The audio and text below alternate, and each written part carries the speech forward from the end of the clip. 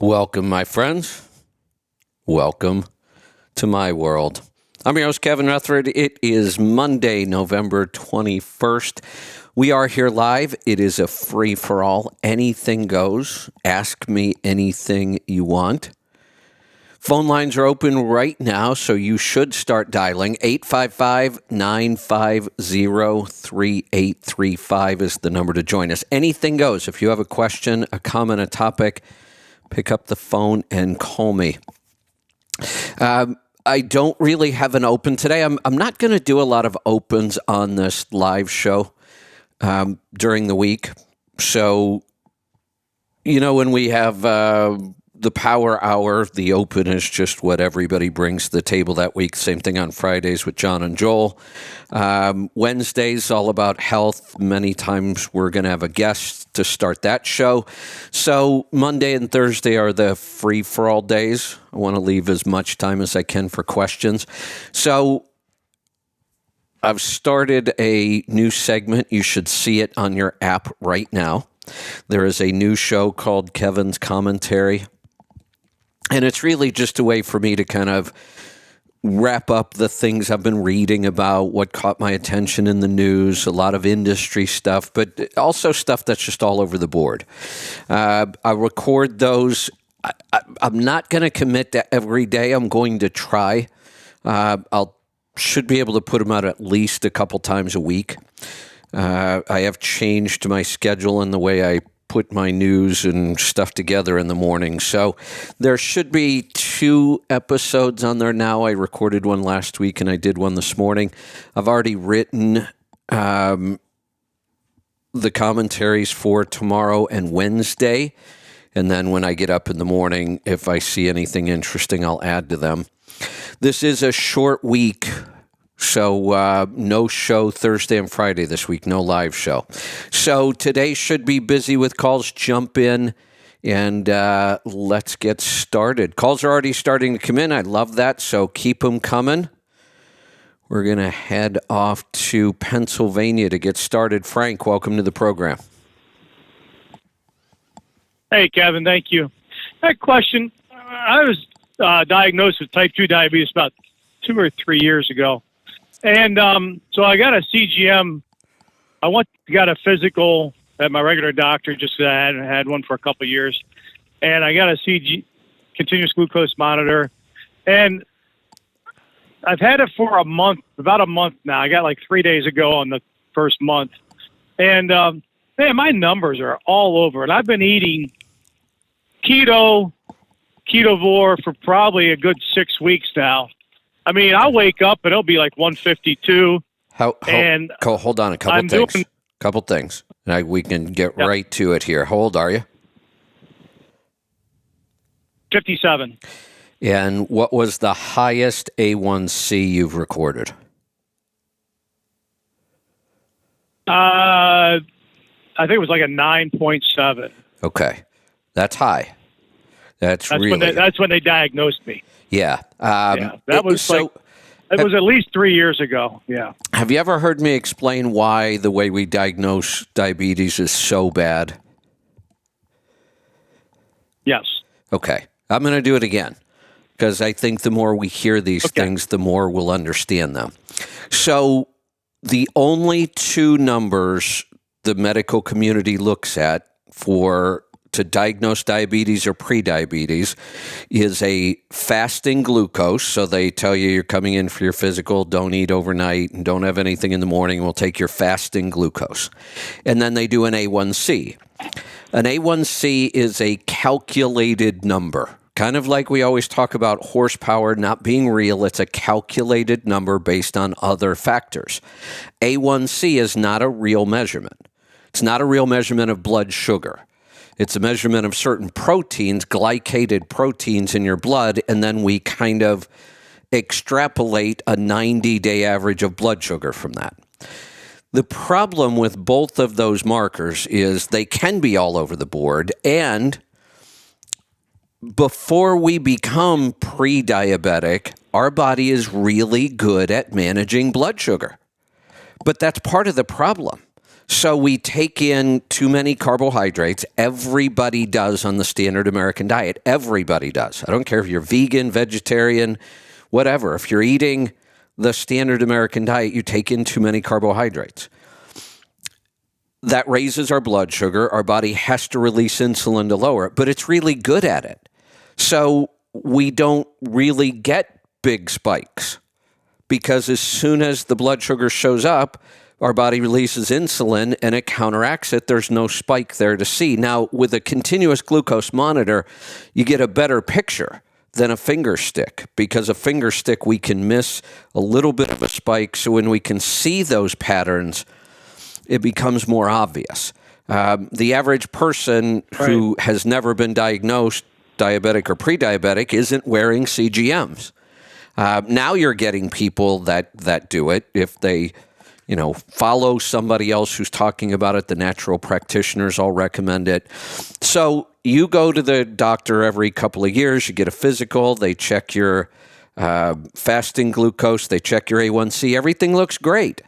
And then all of a sudden you show up at 9.7. When was the last time you had an A1C? If that's when they diagnosed it, when was the last time prior to that you had an A1C taken?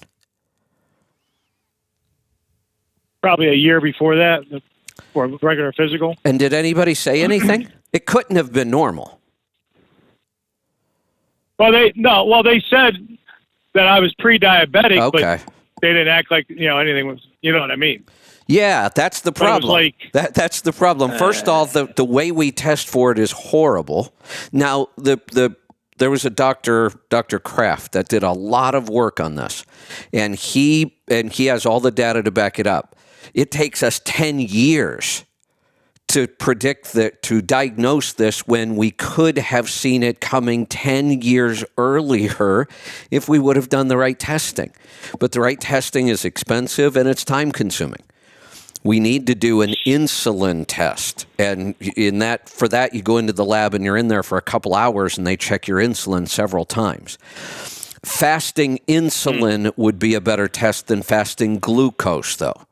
So for the people who are listening, even if you're not going to do a full-blown insulin test, at least do a fasting insulin test. Although, I can avoid all the testing because we know if you're eating the standard American diet, at some point in your life, you will become diabetic. Almost everybody does, and every year it gets worse. So don't bother testing. Just stop eating all the crap. I mean, that's really what this comes down to. Right. So we're really bad at diagnosing this. When we do diagnose it or start to, oh, by the way, you're pre-diabetic. What else? They make it like it's no big deal, right? Was right. That? Yeah, it's no big deal.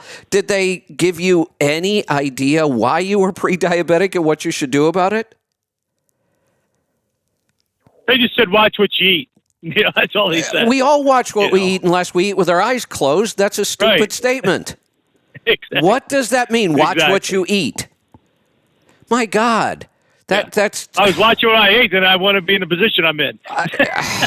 Well, it's an ignorant statement on its face. What does that mean? Watch what I eat. We all watch it. We pick it up for our plate, we watch it, and we put it in our mouth.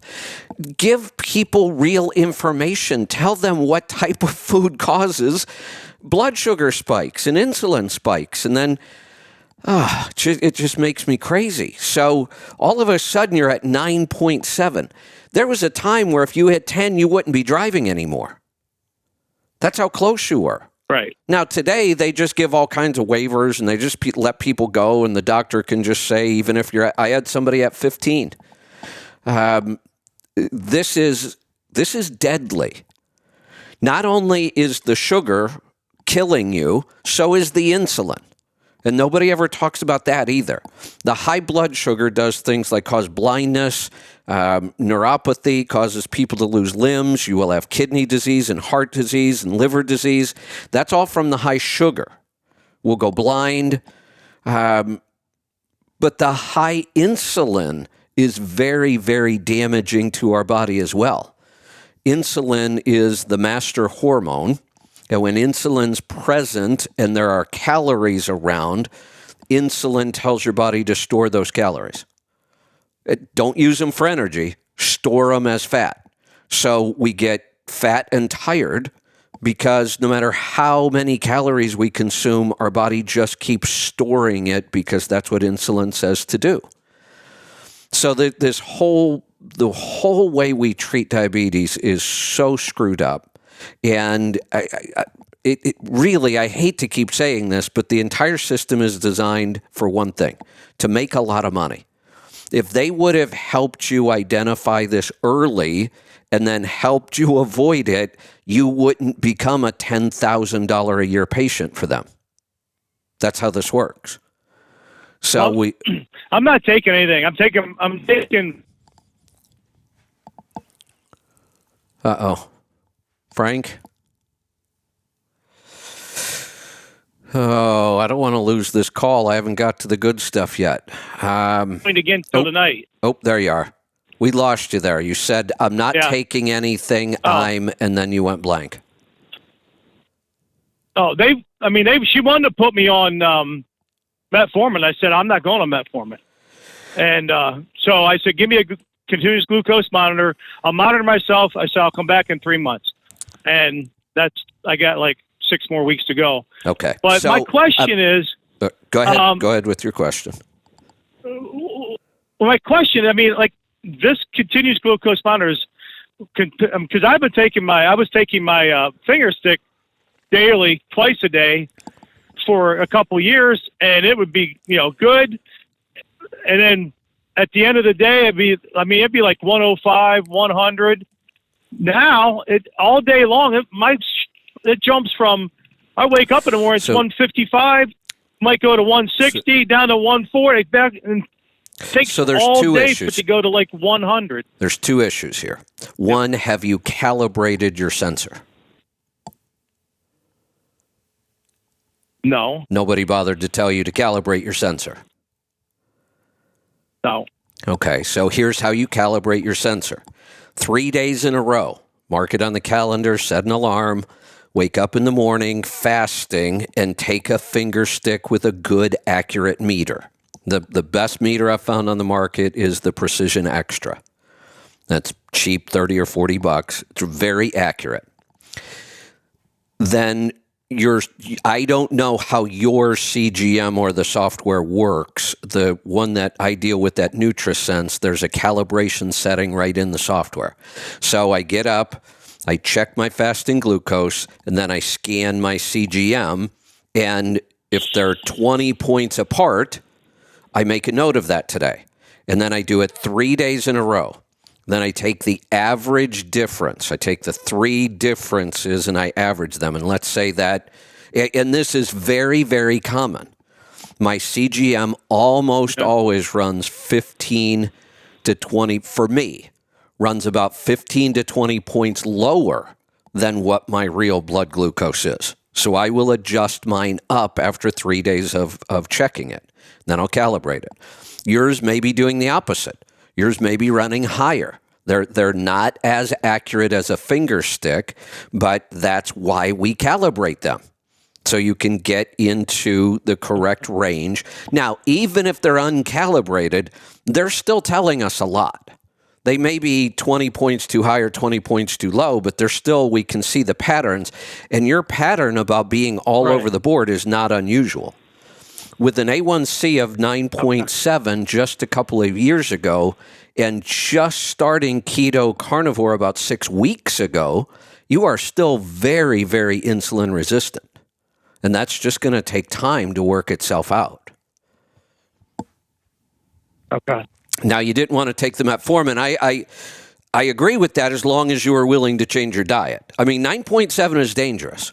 Something has to happen, but as long as you're willing to change your diet. But if you're not going to do the metformin, why not do some berberine?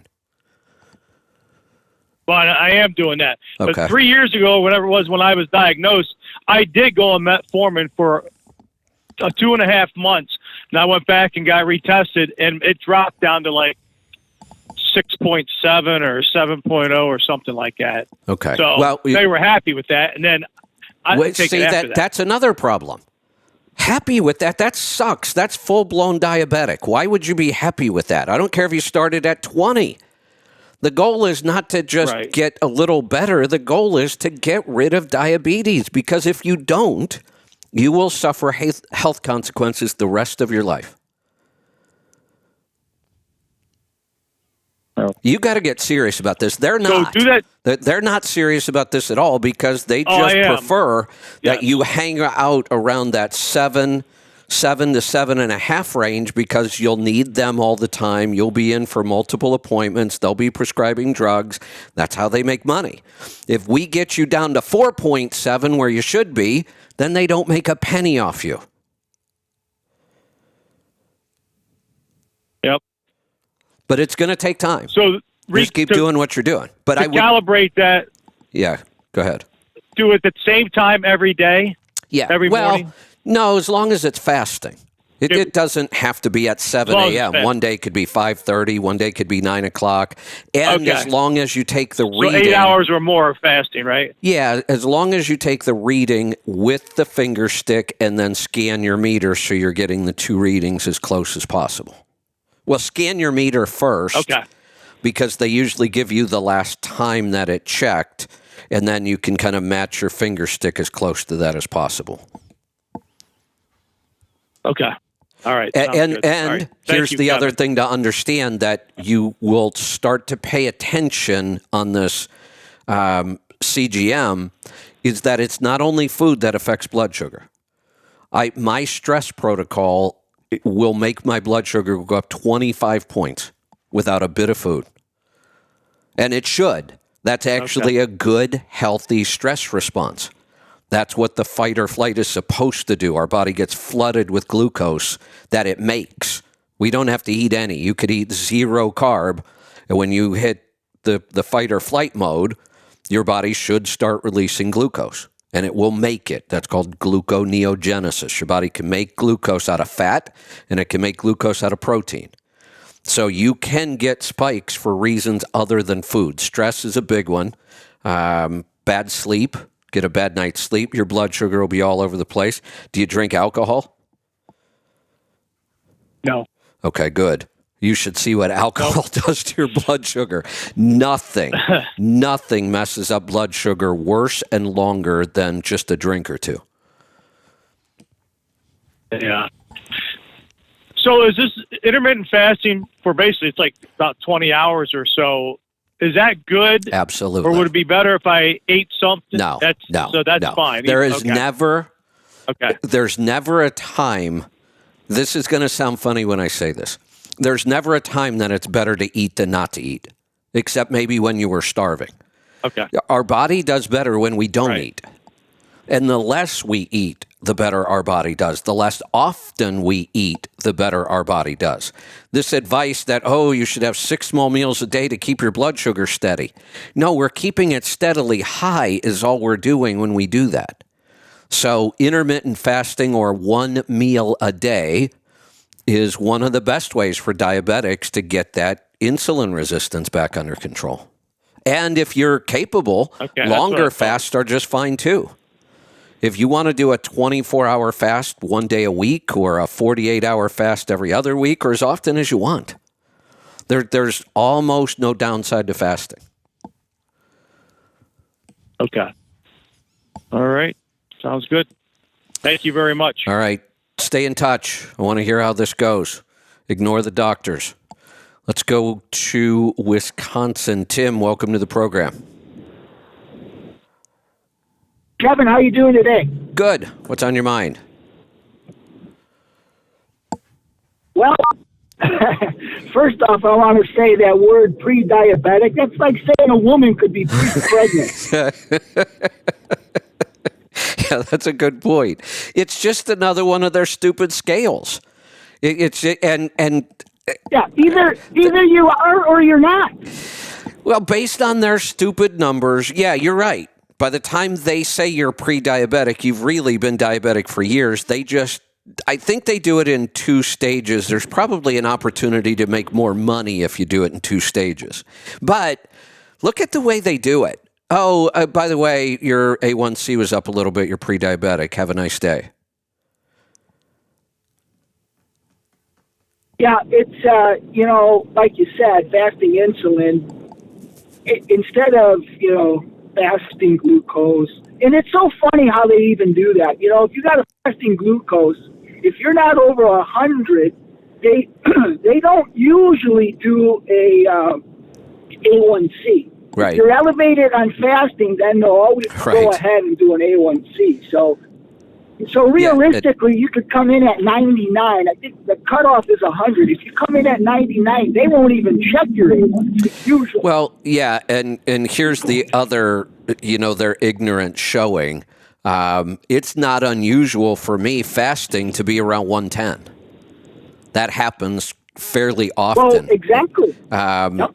And they'll be like, especially eating. Go ahead. Yeah, especially eating the way you eat or we eat. Exactly. That's just that anomaly. Right. It's just that anomaly. But go ahead. Yeah, I do it all the time, but I just got done with another test of a continuous glucose monitor, and for a month, my blood sugar did not go over 140, not once, the entire month. And I was testing, sweet potatoes and all kinds of rice, and that's how good my blood sugar control is now. And when I show up at 110 on a fasting, they'll want to do an A1C and talk to me about diabetes. And I'll be like, you should just stop now. No, this is concerning. No, you should just stop now, really. I don't want to embarrass you, so you should probably stop talking about diabetes with me. Well, what's interesting is you look at the parameters for blood sugar levels, what they talk about for diabetes. Then you go and look at the research. You read Dr. Perlmutter. You look at all the studies done. As far as like to mention that it's an elevation of blood sugar. It's not like diabetic elevation. It's elevation. So that's the interesting or scary thing, because you could, like you said, you could go in and kind of beat the system just on timing, and they'll it could be 10, 15 years before they go, hey, we found out you're diabetic.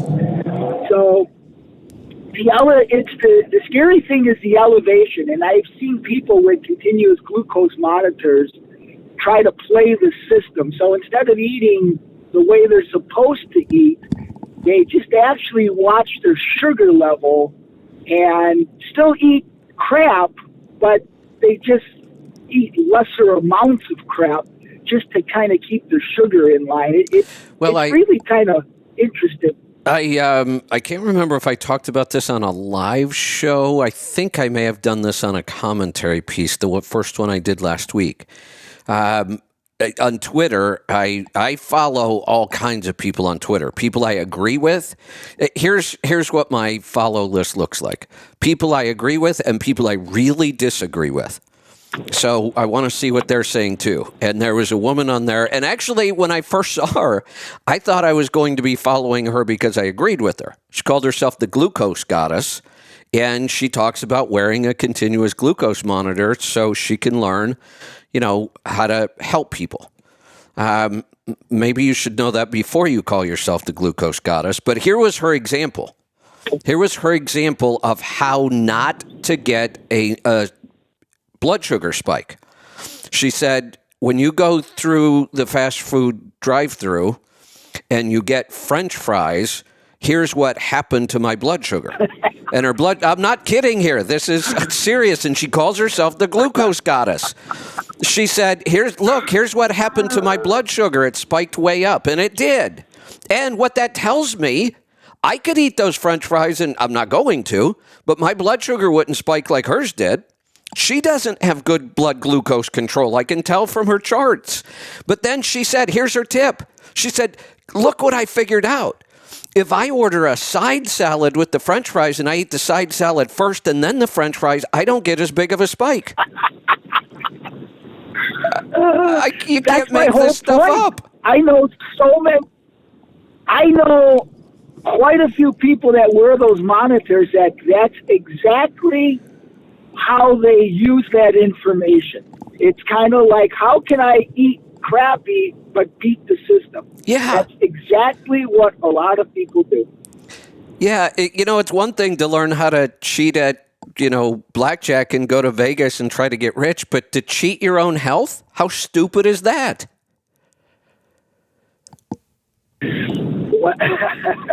Well, there's a lot of stupid around that. For sure. Yeah, there's a lot of stupid.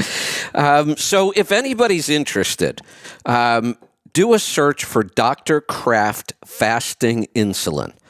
He did amazing work, and I think this was done back in the 70s, if I remember right. This was a long time ago. He took like 15,000 people, and he ran them through multiple insulin tests, and that's how he determined that using fasting glucose and A1C was such a poor way, and he claimed that he could predict diabetes 10 years prior to a typical doctor by using insulin. And all the data is there. You look at it and you go, right. Why doesn't every doctor in the country know this and practice this? Because you can't make any money. That's it. It's like You're right. When you go to the doctor, other than trauma or emergency, they never give you a prescription for, hey, let's do a 6-month diet plan. Let's do a 30-day diet plan before we do anything. They never do that because they cannot make any money doing that. Well, there's another reason. Doctors and nurses wouldn't have a clue how to put together a diet or a meal plan. That's true. What they would put together would make you worse. It would keep you diabetic the rest of your life. Yeah. It's funny. This way of eating has been, around since the 70s, basically, when Dr. Atkins came out with that. Wait. I had a friend who. Hey, hold on. You'd be closer if you said 1870, not 1970. The keto diet was used first for diabetics in the late 1800s.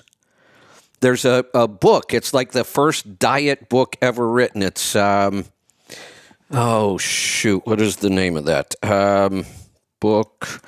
They used the word corpulence, which you almost never hear. I think corpulence means fat. Oh, yeah, here it is. The Letter on Corpulence. You can even get this on Amazon. The Kindle's 99 cents. Letter on Corpulence by William Banting. So in the early 1900s, they didn't say you were dieting. They said you were banting because that was the term. Nobody had ever really heard of dieting. Diet just meant what you ate. That's all the word diet means. What you eat. What anybody eats is their diet. We have bastardized the word to mean somehow losing weight, that's just not the correct use of the word. It is now.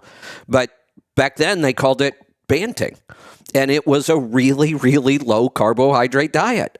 It's been around for a long time, was used for diabetics, and then it was used for epilepsies, primarily in children, and it worked really well for that, except they came up with anti-seizure drugs and started giving kids drugs instead. Yep.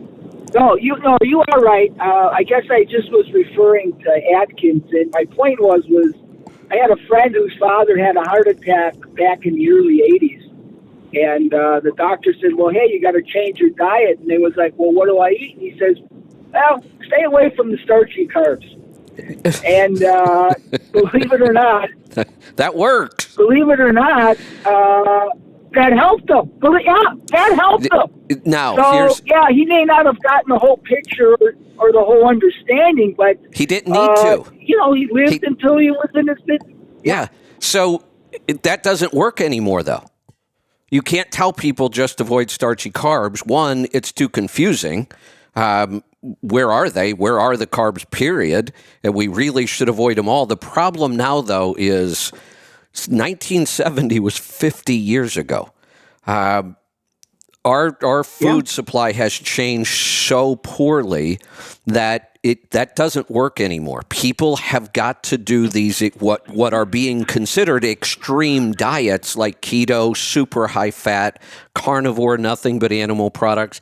Turns out they're probably closer to the real human diet for most people anyway, but that's what it takes to fix people today. Just cutting back on some, don't eat as much bread, don't eat as many potatoes. That's not going to do the average American any good anymore. It's not enough. No, well, you're right.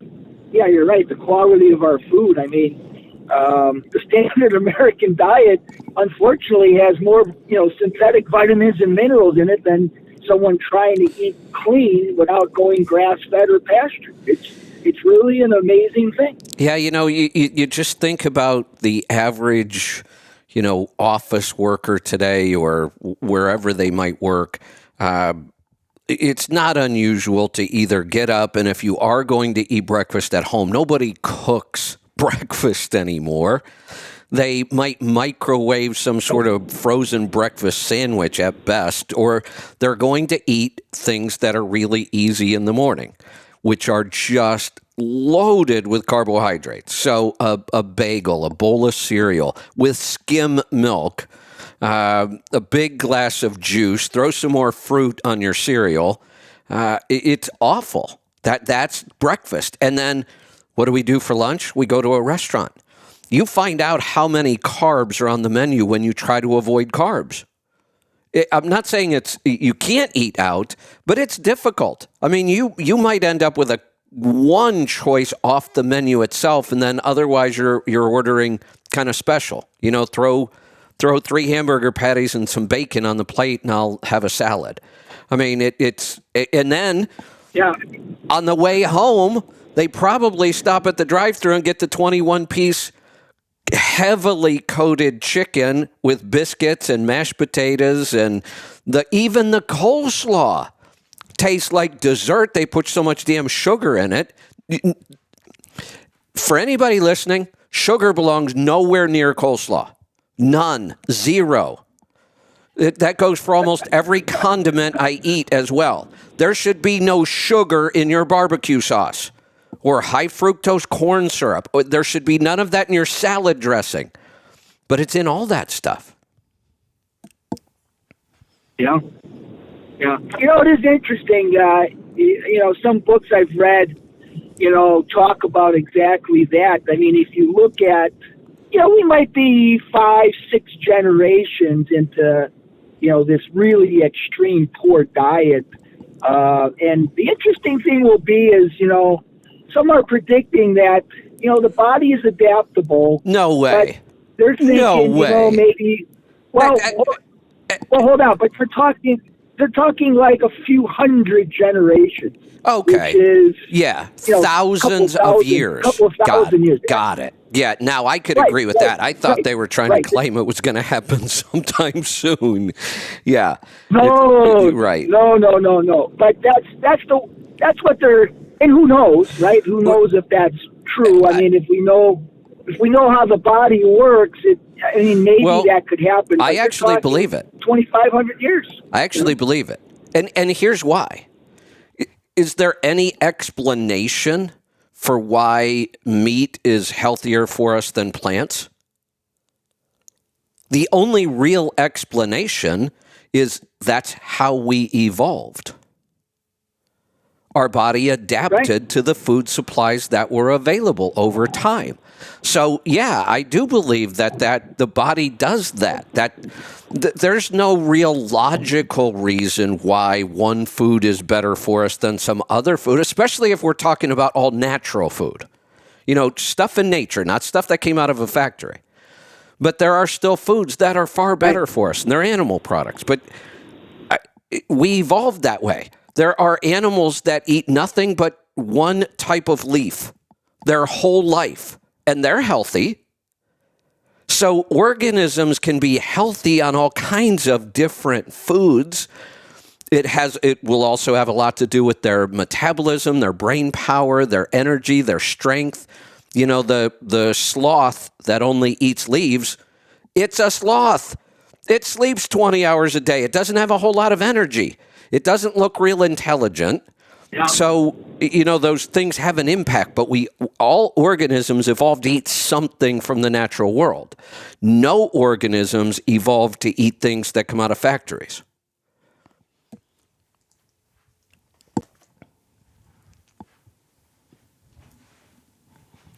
You still there? Oh, there you are. Yep, I'm here. Sorry about that. Hey, I just wanted to say, about the hot honey. I got an idea. You probably thought of this already. How about like hot maple syrup? I have. Well, I guess it kind of crossed my mind a little bit. Part of why we use honey is it's, and I don't know if this is true of maple syrup or not. Honey is, and that's why it's got to be raw. There's bacteria in there. It's very fermentable. The reason honey doesn't ferment when it's sitting there on your shelf is because there's not enough moisture in it to ferment. So there's two ways you can get honey to ferment. Just add some water to it, and there's even a way you can measure. Just make sure you've got the right amount of water for it to ferment. Or when we put in the peppers, you see what happens. It thins right out because it pulls all the water out of the peppers. Now you have the natural bacteria that was in the honey and the natural bacteria that was in the peppers, and it ferments. Maybe that'll work with maple syrup. Well, maple syrup, I'm thinking, it's pulled out of sap of trees, and then you boil that down, so I guess it would kill any bacteria.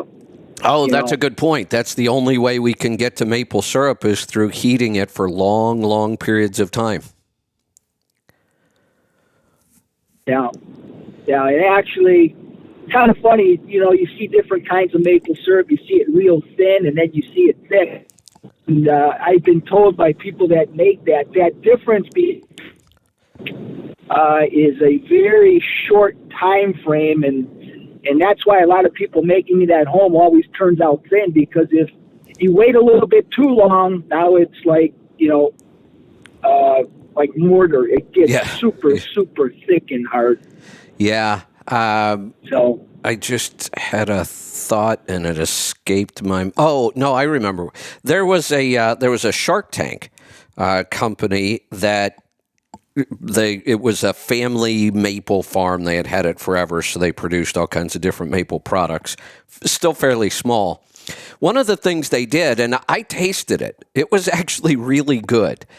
They thinned their sap down until it was the consistency of like a soda.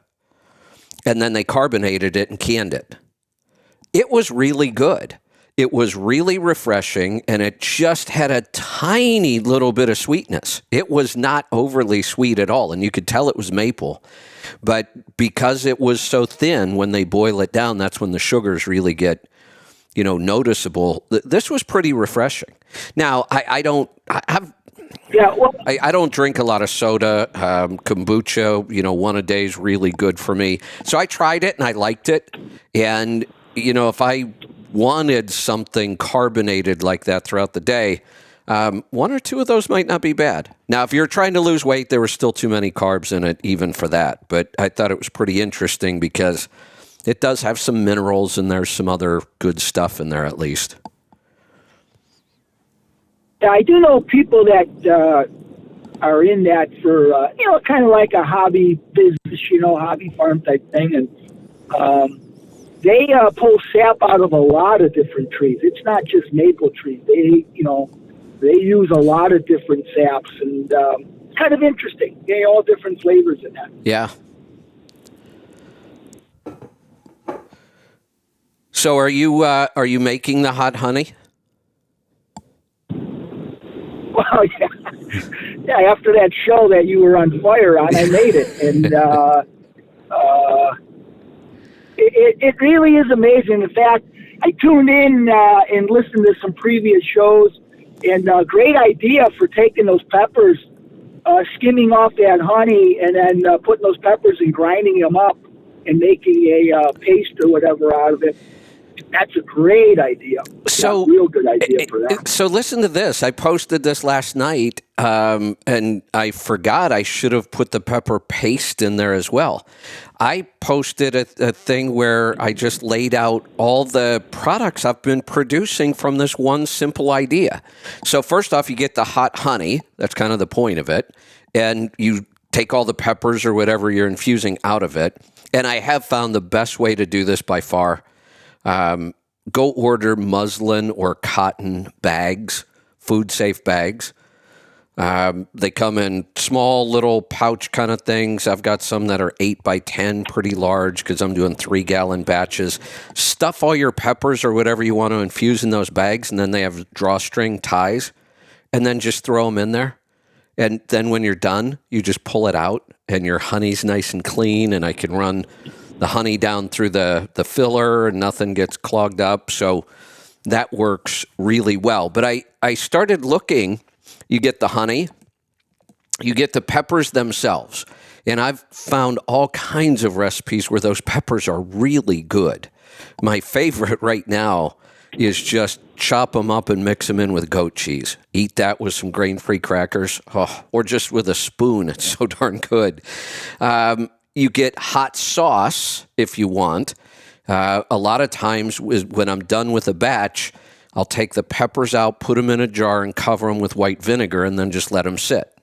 And when I get around to it, hot sauce is basically chopped peppers and white vinegar. That's the base of virtually every hot sauce. And then you can, add and change and do all kinds of stuff. The first hot sauce that I made from this could be one of my favorite hot sauces ever. I can't even describe the flavor. Now, this was a mix of peppers. I think I had some habaneros in there, so it's got some heat. I had some red jalapenos and some red wax peppers.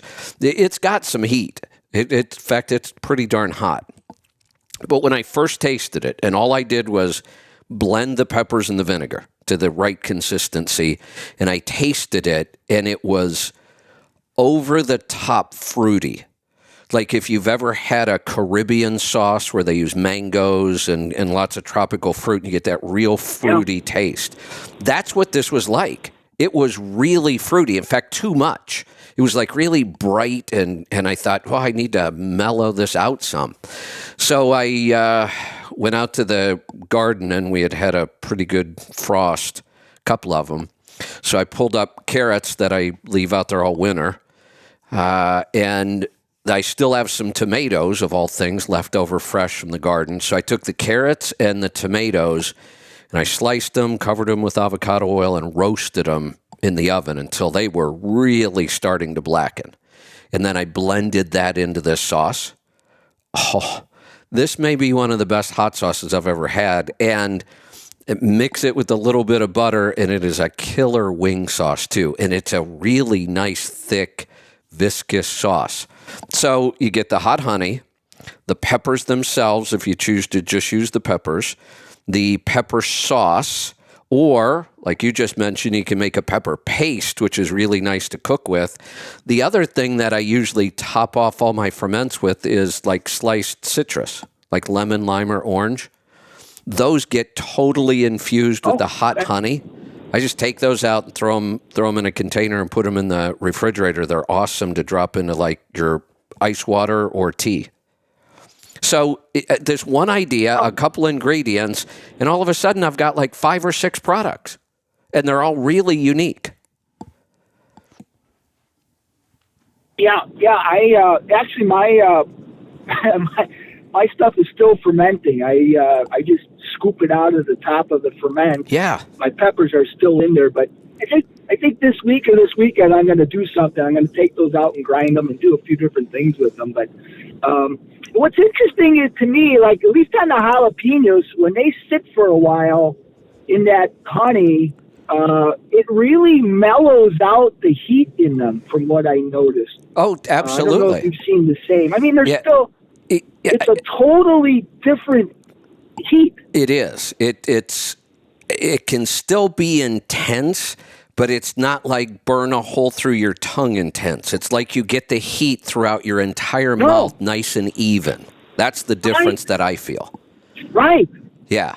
Yeah, same thing. Same so thing. I It's not think that intense burning. I think this is the magic that's happening here. Why this is such a unique thing. The peppers, all that heat mellows out the sweet. Like I started the other day, but I started posting it this morning. I do a shot every morning, and I have like 6 different hot honeys already. This morning I did a habanero. It was pure habanero in Manuka, pure Manuka. So that's like an immunity booster there. So I did a shot of that this morning. Now it's hot, there's no doubt, but it's a really enjoyable heat. I literally do a shot glass of it in the morning. And there's no way I would ever do a shot of honey. That would be so sickening sweet. And I love honey. I cook with honey. I make ice cream with honey. I put it in my tea, but small amounts. But to be able to do a shot of this is because the peppers really thin it out and mellow out the sweetness, and the honey kind of buffers the heat and makes it enjoyable. Have you ever tried it in your Cardio Miracle? I haven't tried it in Cardio Miracle yet. Well, I guess I would probably try one of my hotter ones, because Cardio Miracle is a little on the sweet side for me anyway. I put in apple cider vinegar to kind of chill down the sweetness a little bit, but maybe like that habanero, the really hot one, would work in there. Yeah, I haven't tried that yet. I used the apple cider vinegar too. It's kind of interesting. It makes taking apple cider vinegar, it's palatable. Yeah. You know? Well, here's the other thing. Not an issue. Yeah, here's the other thing that would work really well. Take in the morning, take a shot glass and then a water glass. Do a shot of the hot honey and a shot of apple cider vinegar mixed. I'll bet that would go down really nice. Yeah. Yeah. Yeah, it's pretty interesting. I do all the ferments and that, and when you were on fire that day, I was like, well, I'm going to try it. Haven't steered me wrong yet, so I figured, what the heck? I have currently got 3 3-gallon fermenters going, and I have 3 more fermenters on their way, and another 15 gallons of honey from Azure. That's how many ideas I have to test. It's funny. I made some red cabbage. I had some red cabbage, and it just wasn't fermenting really fast, so it's stuck it on the counter. I had like 3 jars, and 6 months goes by, and I'm like, geez, I better take a look at that stuff. And it actually, for me, was perfect. I mean, it was just perfect. Oh, I'll bet. And, it was 6 months. Because, sometimes, if you need the bacteria in there, you need the heat. If you don't start out with enough bacteria, it just takes a lot longer. Just time, yeah. Some people use starters. I tried using a starter in the beginning. Like, you can use whey. You can just take whey out of yogurt or whatever and throw that in as a starter. What I find is everything gets mushy. It's like, don't rush it. Just let it do its thing. If it takes a little longer, it takes a little longer. The starter didn't work for me. So everybody on my Christmas list this year is going to be getting hot honey and hot sauce, because I've got lots of it.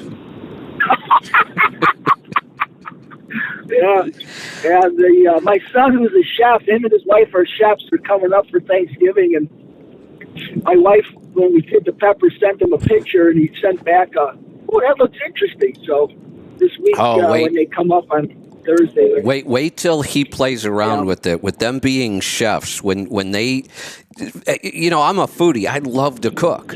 This is like a brand new ingredient that's never existed before, and it's a really interesting ingredient.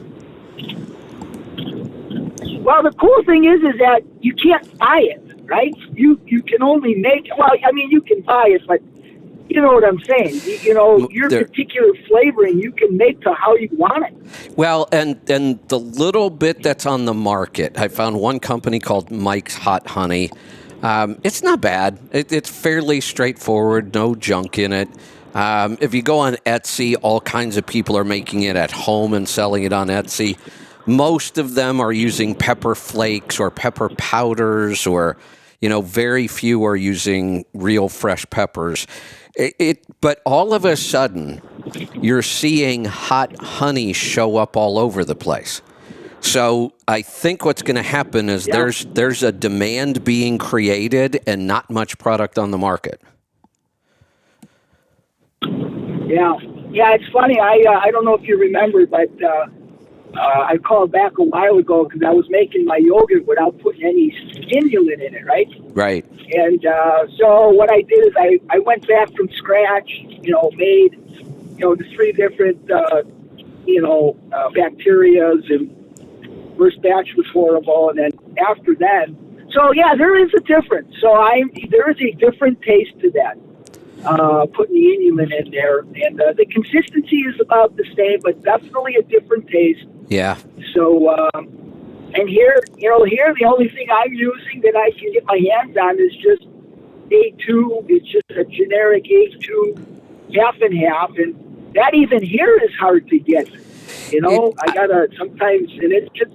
Until the yogurt product, I would have swore there was all kinds of really high quality dairy on the market. It seemed to me like there was, but when I had to go look for it, it's really hard to find. And right now, even though I have a source, Azure, they're out of it all the time. I mean, they just can't keep it in stock. Yeah, there's a place by me. It's kind of funny. It's a family deal. They have now. This is funny to me. They sell A2 milk, A2 cream, but they don't sell A2 half and half. Well, that's bizarre. Guess you just make your own then. Buy the milk and buy the cream so and mix them 50-50, and that's half and half. Yeah. Right. But, we've just been using that. I forget the company. It's just a generic. It's ultra pasteurized. I haven't had an issue, it turns out, but even that stuff, hard to get, and sometimes it's interesting. Our store will get it in. I think I'm the only guy buying it because we'll buy it, and then all of a sudden they'll put it half off because it's expired. No one's buying it. Well, that's perfect. Because if I'm making yogurt out of it, I could care less if it's, if it's 4 days past its date, I'll make yogurt with it. If it's a week past its date, I'll make yogurt with it. Well, I think I might have you beat, but I think we had one almost 10, 12 days. Yeah. So you get it for next to nothing, cheap. Perfect. So so maybe that's the other thing. Some people don't buy it all the time, and then the stores don't want to keep it, and have to eat the cost. So. Yeah. But, people. Anyway, it's a shame because almost everybody would at least do a little better if they switched to A2 dairy. Oh, by far. Well, and the only reason we did because my wife is lactose intolerant, and well, technically, she probably isn't lactose intolerant. She's A1 protein intolerant. Otherwise, A2 milk wouldn't have helped her at all. A2 milk still has a ton of lactose in it. Right, correct. Yeah. Right. But, in that process, that lactose gets eaten up. But, yeah, you're probably right. Because when we used regular half and half, maybe that's a psychosomatic thing too, but she says, well, it kind of makes my stomach upset. Yeah, well, if she just tried, a glass of straight milk, A1 and A2, I bet she'd see the difference. Yeah. But, all right. Hey. Yeah, it's kind of funny. I'm gonna cut you loose. Great stuff. I want to get to another call here, and I do want to let everybody know. lines are open. You know I stay here as long as I have calls. This is a short week, and I'm looking forward to it. I said I hadn't taken a day off in a month, and I was going to do it this weekend. I didn't. I worked on Hot Honey all weekend, which is kind of like work for me right now. Well, and I did a lot of writing, and so I really still haven't had a day off. So I am looking forward to Thursday and Friday off this week. And if I don't have any calls, I always do an hour. We're coming up on the hour. I have one more call I'm going to grab here. If I don't have any calls, I'll be done for the day. So it's up to you. We're going to go to Texas. Mark, welcome to the program. Kevin, Mark here, car hauler, the guy that fired the dispatcher and all that. Yeah.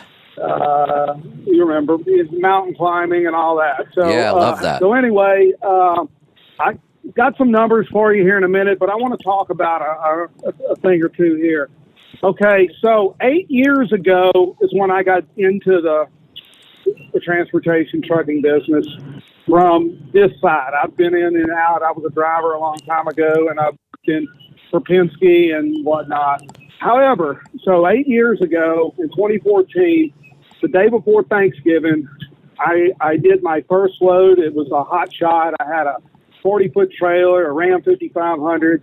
I took a load from Galena Park, Houston area, up to College Station for, believe it or not, $350, which I only got 80%. So, I mean, yeah, and then, I honestly didn't know what the hell I was doing. Right. I mean, I found you along the way, and it's like, I knew my shit was screwed up, and it's like, I wouldn't call you for the longest because I'm like, man, if I call Kevin, he's going to shoot my ass out and tell me I'm doing everything wrong. I already know that. So anyway, I started with that, and it come to May of the following year, June, I got into car hauling. And I added up yesterday. I was sitting there on a 34-hour break in Slidell. I added up how many times since then to now I've changed my business. And believe it or not, I added another one today because I forgot about another one. I changed the business 9 times to find something that works. 9 times. Nice. Because it was like I went from hot shot to car hauling. I bought a trailer that was absolutely horrible from Kaufman. It was a piece of crap. It was like, it was cheap. I didn't know what the hell I was getting. I went from that to a 3-car hauler. Then I bought a Freightliner, and then it was like I had a 4-car on that. Then I went to a 5-car, and I bought the Stinger setup I have now. And then when I bought this, I was like, well, I'll just go lease on with United Road. And it's like they got all the freight. Come to find out, they did, but they didn't because there was too many empty miles. And it wasn't the rate I wanted. So I wasted a month there and had to go back on my own. And I fired the dispatching people, got them back on board. So here I am hauling, changing everything 9 times. I mean, I've been sued along the way for $1 million because of an accident. I survived that. Yeah. Put out a service twice. One for something I didn't even have a clue about to look at on that old trailer I had. Yeah. And, here I am. So anyway, doing the cars now, basically it's what they call sub hauling for people who have contracts. It's like helping them out and building relationships is what you talked about. So, anyway, so the last 2 weeks, the last week, I've just had today when I dropped this load in Houston, 2 drops, it will be ending the last 7 days, the best 7 days since I've been in business. Wow. And that's awesome. That would be $19,206. Oh man, that's incredible. Yeah. See, that's what happens when you have an open mind and you continue. The phrase I love for this is called CANI. CANI.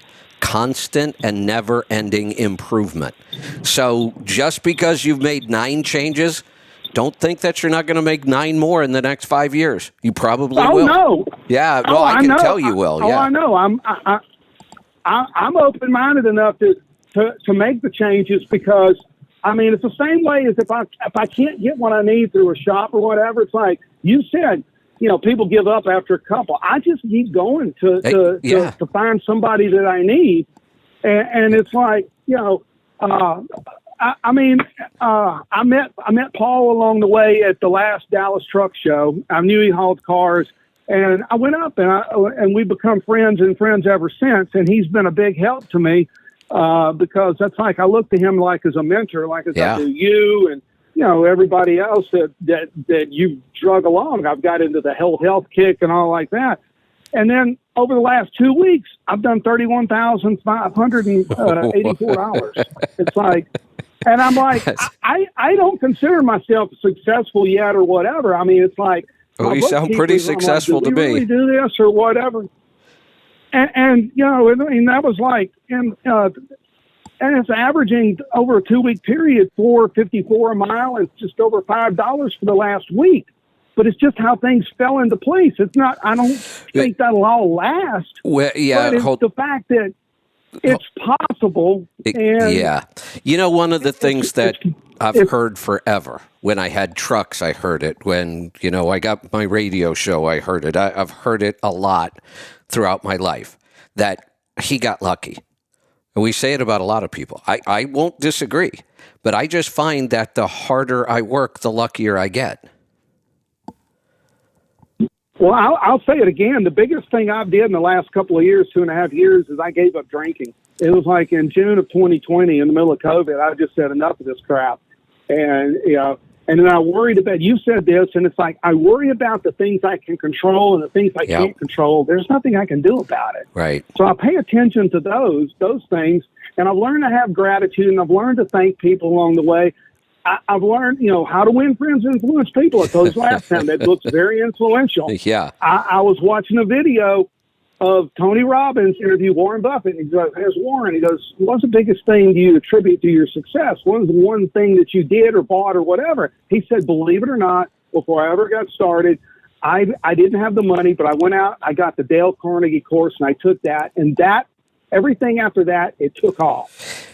I can't. Goes back to that. I can't count the number of successful people I have met over the years, and you know, in the last 10 years, I've spent more time, and probably more than I want to, and I just did it again. That event I was just at the fleet level now and then, and it's not unusual in trucking that a lot of these trucking companies are still owned by the family or the guy that started them with one truck.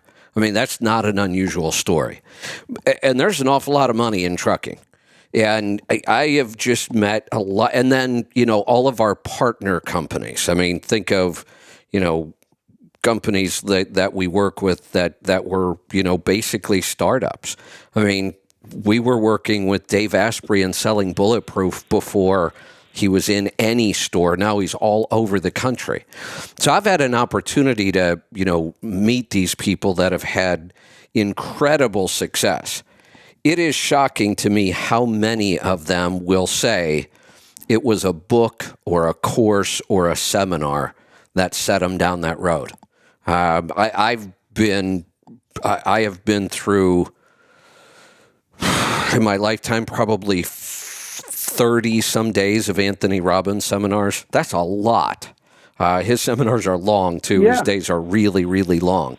But I'm always shocked by how many people I meet and find out that earlier in their career they discovered Anthony Robbins or Zig Ziglar or you know, one of these books we talk about, and how influential those kind of things really are.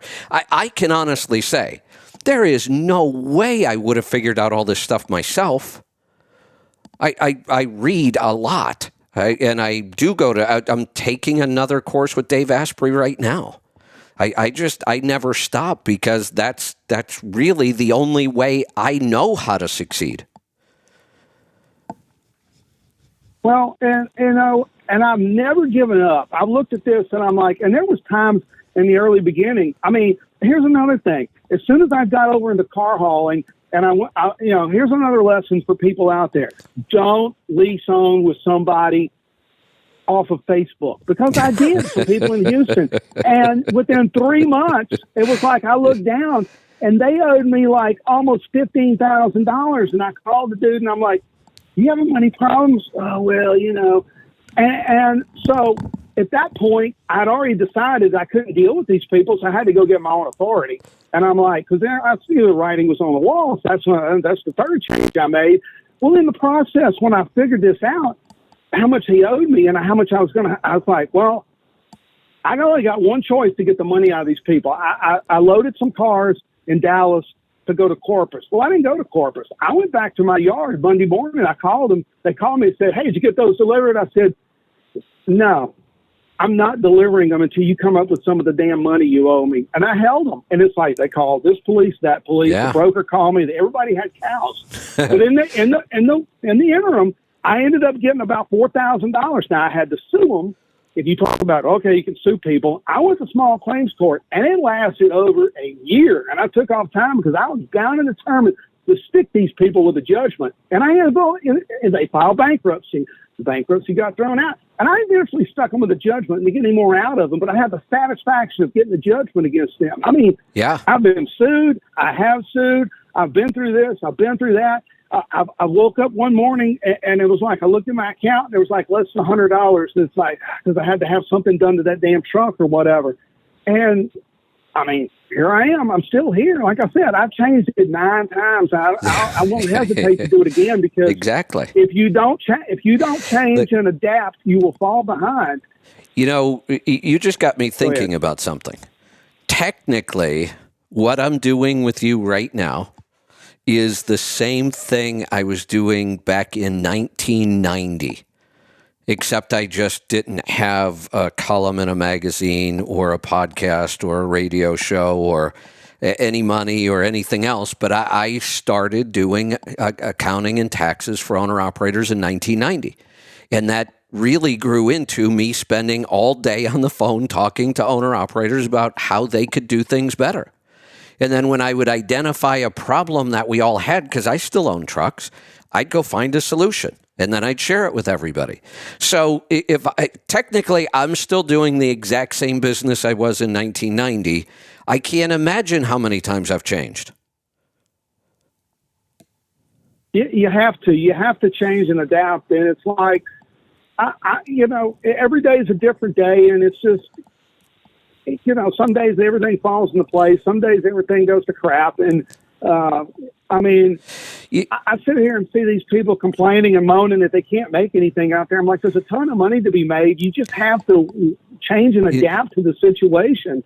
And you can't give up it's like, I don't know. It's like I have to have a positive attitude about all of this. My accounting was crap when I began because the lady didn't know it. Lady was using to do my books, didn't know shit about trucking.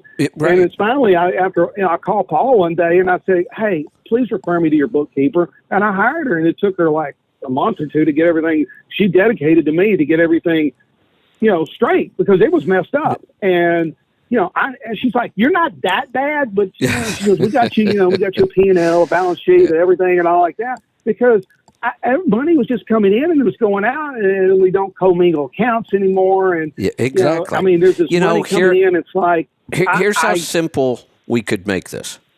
Here's really how simple we could make this, because I'd like to make things really, really easy. All people need to do, if they're unhappy with their results in life, whatever it is, with their money, with their business, with their relationships, with their health, you only need to do one thing, and it's the one thing people don't do. You just need to decide that you're going to make it better. That's all. And people they just won't make that step. Once you decide that you're going to make it better, what would stop you? Well, people are so terrified of change. Everybody's scared of change. It's like they know they shouldn't eat sugar. They know they shouldn't do this or that. But it's like to get away from their doctors that have lied to them all their life. It's like they won't make that change because of, I guess, fear or whatever. But it's like, and when you look at things realistically and you look at things for how they really are, you have to make the changes in order to not only succeed in life, but to be healthy in life and everything. It's like you just, I don't know. You have to be very hard. I mean, I am very judgmental of myself. I am very like, what can I do better? What could I have done better with this? Like I've had that's the kind of question 2 weeks here, but I always think, exactly, what can I do better? If people would just ask themselves that question, it's the same thing as deciding to be better. You turned it into a question. Questions are powerful. Just ask yourself, what can I do to be better? You know, and then people say, well, I just don't have the ability. I don't like to read or whatever. Everybody's got excuses. If we were to go back 10 years and somebody would have come up to me and said, I can predict the future and you are going to be curing people of diabetes, I would have laughed so hard at them. Are you insane? I have no desire whatsoever to help people with diabetes. I barely know what diabetes is. That's what I would have said 10 years ago. Who was I to actually start curing people of diabetes? But I've did it. I do it every day. Thousands of people, probably tens of thousands by now. I mean, we don't know where everything's going or whatever, but if you have the ability to change and adapt, you have to. Because they always talk about all these gurus. They talk about, I was in corporate crap. It is absolutely hated, and that's the reason I went into business. I got to work on stand being in a high rise and whatnot. And I mean, you look at the movie Office Space, and I've lived that. Yeah. I have had two Bobs before. I have had people that, look at this email. Why? And you tell me, I sent you this email. Okay, well, no, I'll just send it to you again so you have it. And then they copy everybody in God's creation because they have an attitude. I've been there, and it's like, I didn't want to do that anymore. And so, I went out there, and it's like, I did not want to go back to that crap. I did not want to do that. And it's like, I found this, and it's like, I enjoy doing it. I don't feel like I really work. I mean, I put in a shitload of hours, but it's like I don't feel like I really work. People say, you work all the time. And I said, well, no, in this economy right now, I'm going to work like it's going away, and it won't be here tomorrow. So we have sayings for all this stuff, and they're all really simple. What you just said, every one of us in our life has heard the phrase, make hay when the sun shines. It's so simple, and yet we saw the opposite as the economy was really starting to tank and things were going wrong. We heard about the Great Resignation. People were quitting and working less and trying to see how little they could get by with that work. Well, all I can really think of, and I'm going to cut you loose because the calls are starting to pile up on me now. Great stuff, by the way.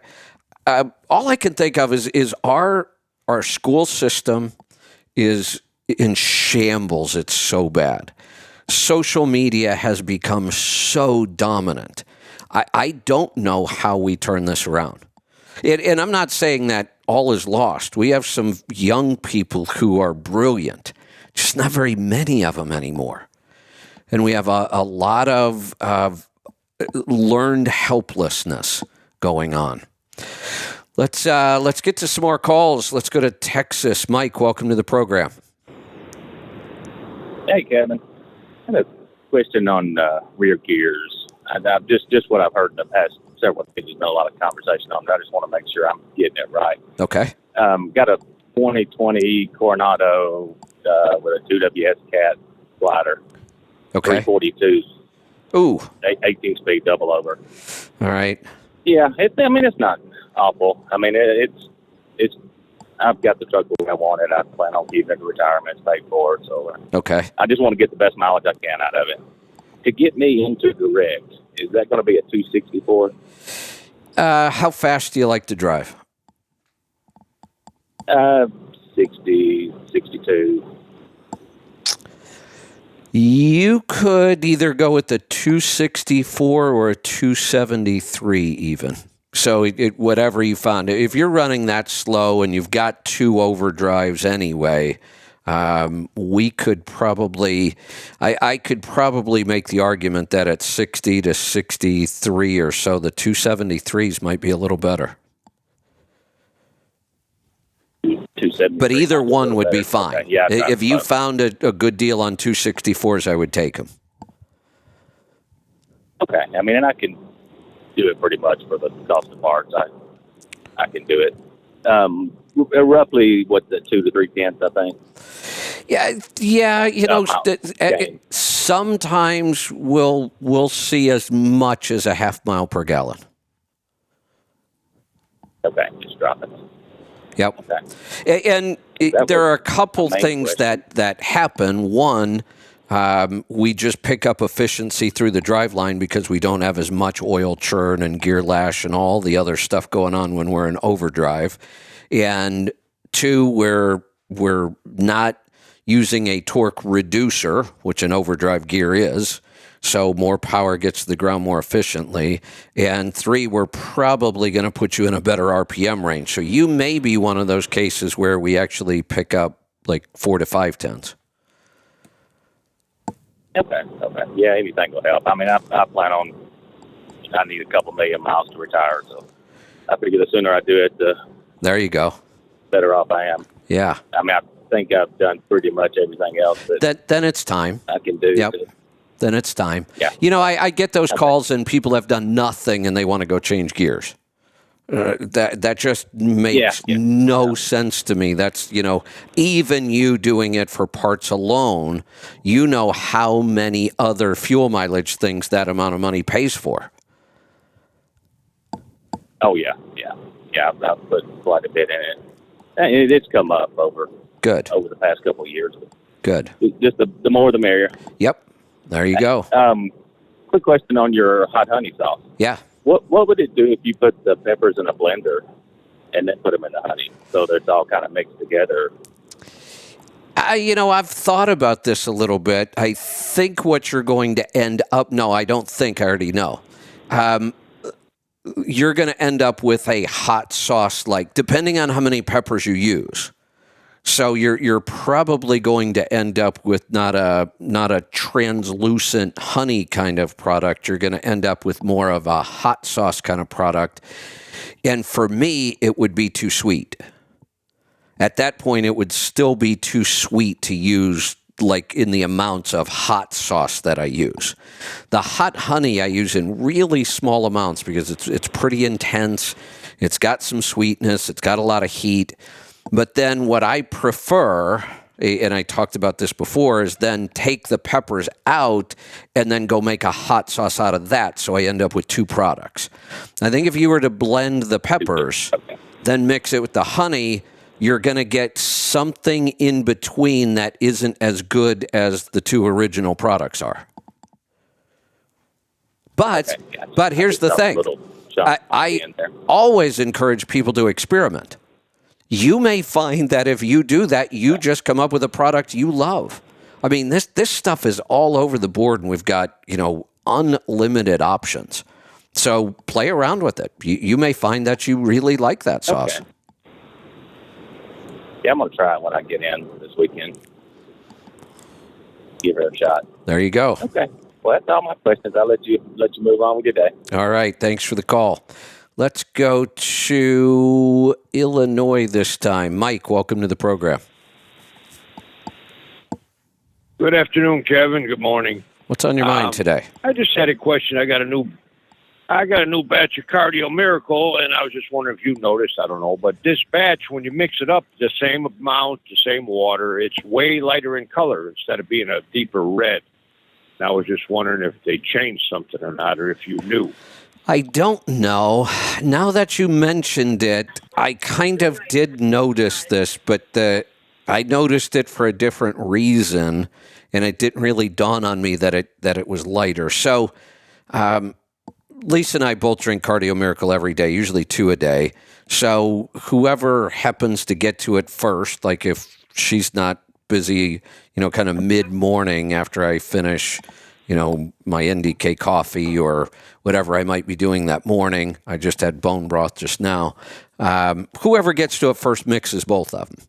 Well, I also put a magnesium supplement in mine that I'm testing right now, and we're probably going to bring this into the store. So mine actually gets 2 powders put in, and the magnesium powder is really, really yellow. I don't know what they've got in there that makes it quite that, but it's got that same kind of yellow tint like the Cardio Miracle has, kind of that pink tint. And I thought that's what was changing the color of mine. But I now that I think about it, when I make them and I don't put that magnesium in laces, you're right. It's not as dark as it used to be. I'll check on that. Yeah, I was just curious what, if they're pulling something out or change something, that was.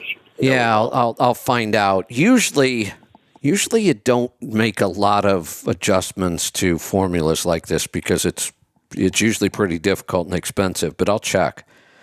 Sometimes it can be a sourcing. There's enough stuff in there that if you've got to change suppliers once in a while, you may get something different. But if there's an answer, I'll find it. Okay, gotcha. Well, thank you. Have a good Thanksgiving. You too. Thanks for the call. Let's go to, and I'm going to my last call right now. I kind of warn everybody, so if you want to jump in, there's still time. I'm going to go to Kentucky. Philip, welcome to the program. Hey, Kevin. In the past, I'd heard you talk about paying your children through your business and it not creating a tax liability for them and creating a deduction for yourself. Correct. Can you kind of tell me about that and maybe refer to the law or the rule that kind of gives you that guideline? I'm not going to be able to give you like chapter and verse and IRS code, but this is easy to find. And I'm going to explain it all to you, but my better question for you is going to be, do you have a good tax preparer? I think so. I've been using them for years. Okay. And I'm satisfied. Then any good tax with the way preparer they're doing things will be able to handle this for you, and I want you to go through them, at least in the beginning, to get it set up. But I'll explain it to you, and then that way when you go there, you can talk to them. And like I say, this is not... You always hear all these tax loopholes and secrets, and that's all bullshit. There's no secrets. It's all in the code. I mean, all it takes is somebody to read, as painful as that is, to read the tax code to know how to do this stuff. It's not like, this is some unknown thing. It's not very well used, but it's easy to go find the information. So we have very clear rules about how we have to handle employees for taxes. This is all the IRS code. We have to withhold Social Security. We have to withhold Medicare.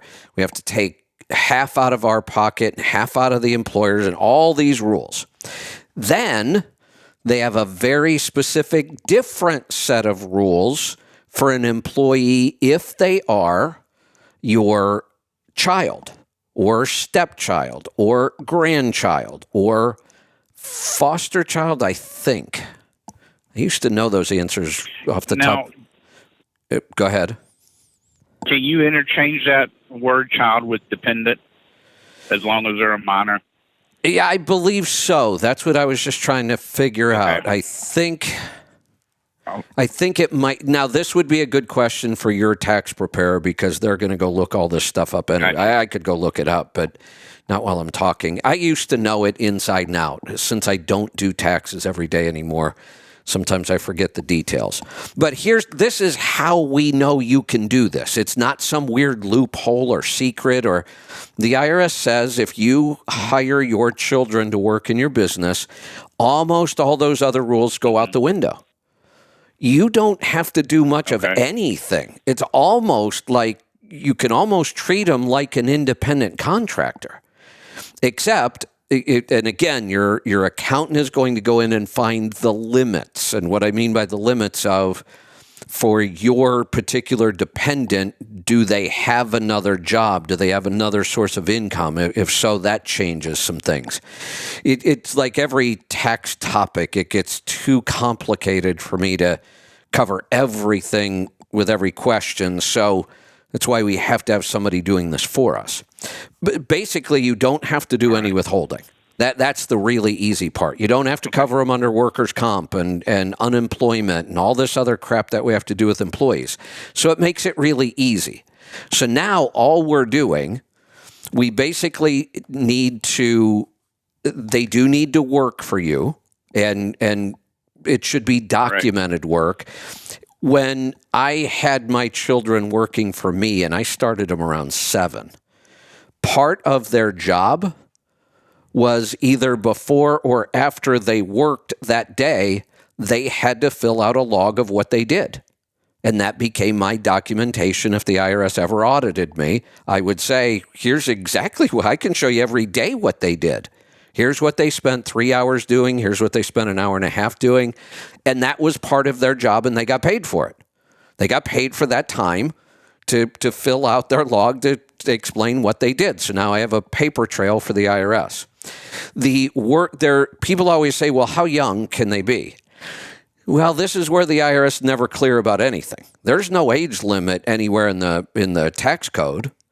So basically what it is the work has to be reasonable for their age. So at 7, I had them filing paperwork. That's reasonable. It probably wouldn't have been reasonable to say they did the in-frame on my truck. So you can see there what we mean by reasonable based on their age. You know, a 12-year-old could certainly wash my truck and help me work on it. That I wouldn't think that's unreasonable at all. So you make the work reasonable, you document the work they do, and that's kind of it. And then your tax preparer will look up the limits. How much can we pay them without triggering some sort of a tax liability or a tax return for them? And we stay just under that limit. And then your business writes it off, so that's a 30% savings on everything you pay the dependent, and they don't pay any tax on it whatsoever. So it's just a 30% tax savings. It's big. Gotcha.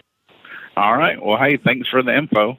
You're welcome. Like I say, and I would do it now. Don't wait till January or March or April to spring it on your tax preparer. Go do it right now. They are bored. They have nothing to do this time of year. We're not close enough to the end of the year yet that they're doing much. So go talk to your tax preparer about this now. But it is a big advantage. And then you could really create a huge advantage for the child or the dependent.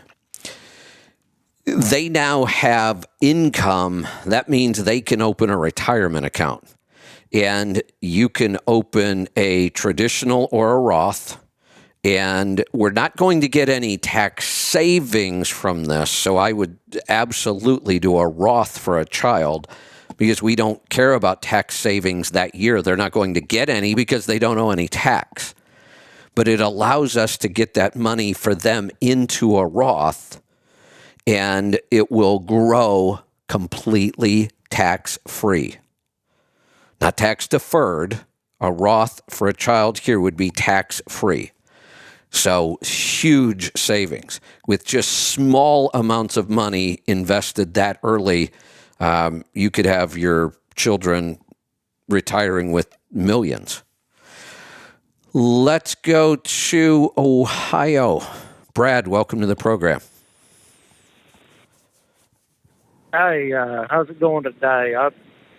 I'm just under 4 months away from the end of the lease. Congratulations. I'm trying to figure out, like, all my maintenance, all the money that I've got put back and saved is going to go towards paying the balloon payment off and not have a truck loan. How much is the balloon payment? My $52,000. What year's the truck? 2019. Okay. So it's still well within its book value. It's probably a really good bargain right now at $52,000. Yes, I think so. And Well, here's what I would do. I wouldn't think so. I would go check. When do you plan on paying it off? Are you going to pay it off in 4 months at the end? yes, Well, you need to check right then. And here's why. Truck prices are all over the board. The last couple of years, they've been through the roof. I've seen them in the basement. Here's the thing. If I go to, and I've helped a lot of people with this, their lease buyout is significantly more than I could just go buy the same truck for on the open market. I don't think that's going to happen in your case unless they just collapse in the next 4 months. But that's, I try to help people that are listening as well if they're ever in the same situation. Before you ever buy out the lease, go make sure you're not buying an overpriced truck. right. Because when I first leased the truck, I leased it brand spanking new, and I'm like, man, 52,000. That might be, according to what the mileage is on it at that point, it may not even be worth buying it. A lot of times it's not. Just under. Yeah. In this case, it might be just because truck prices have been so high for so long, and I don't think they're going to come down that fast. But that's the lesson. That's what should be done anytime there's a lease buyout and you have an option. Just go make sure you're not buying an overpriced truck. Now, let me say this. Let me say if the average truck exactly like yours on the market was $45,000, I would pay $52,000 for yours because you know it. As long as you want it.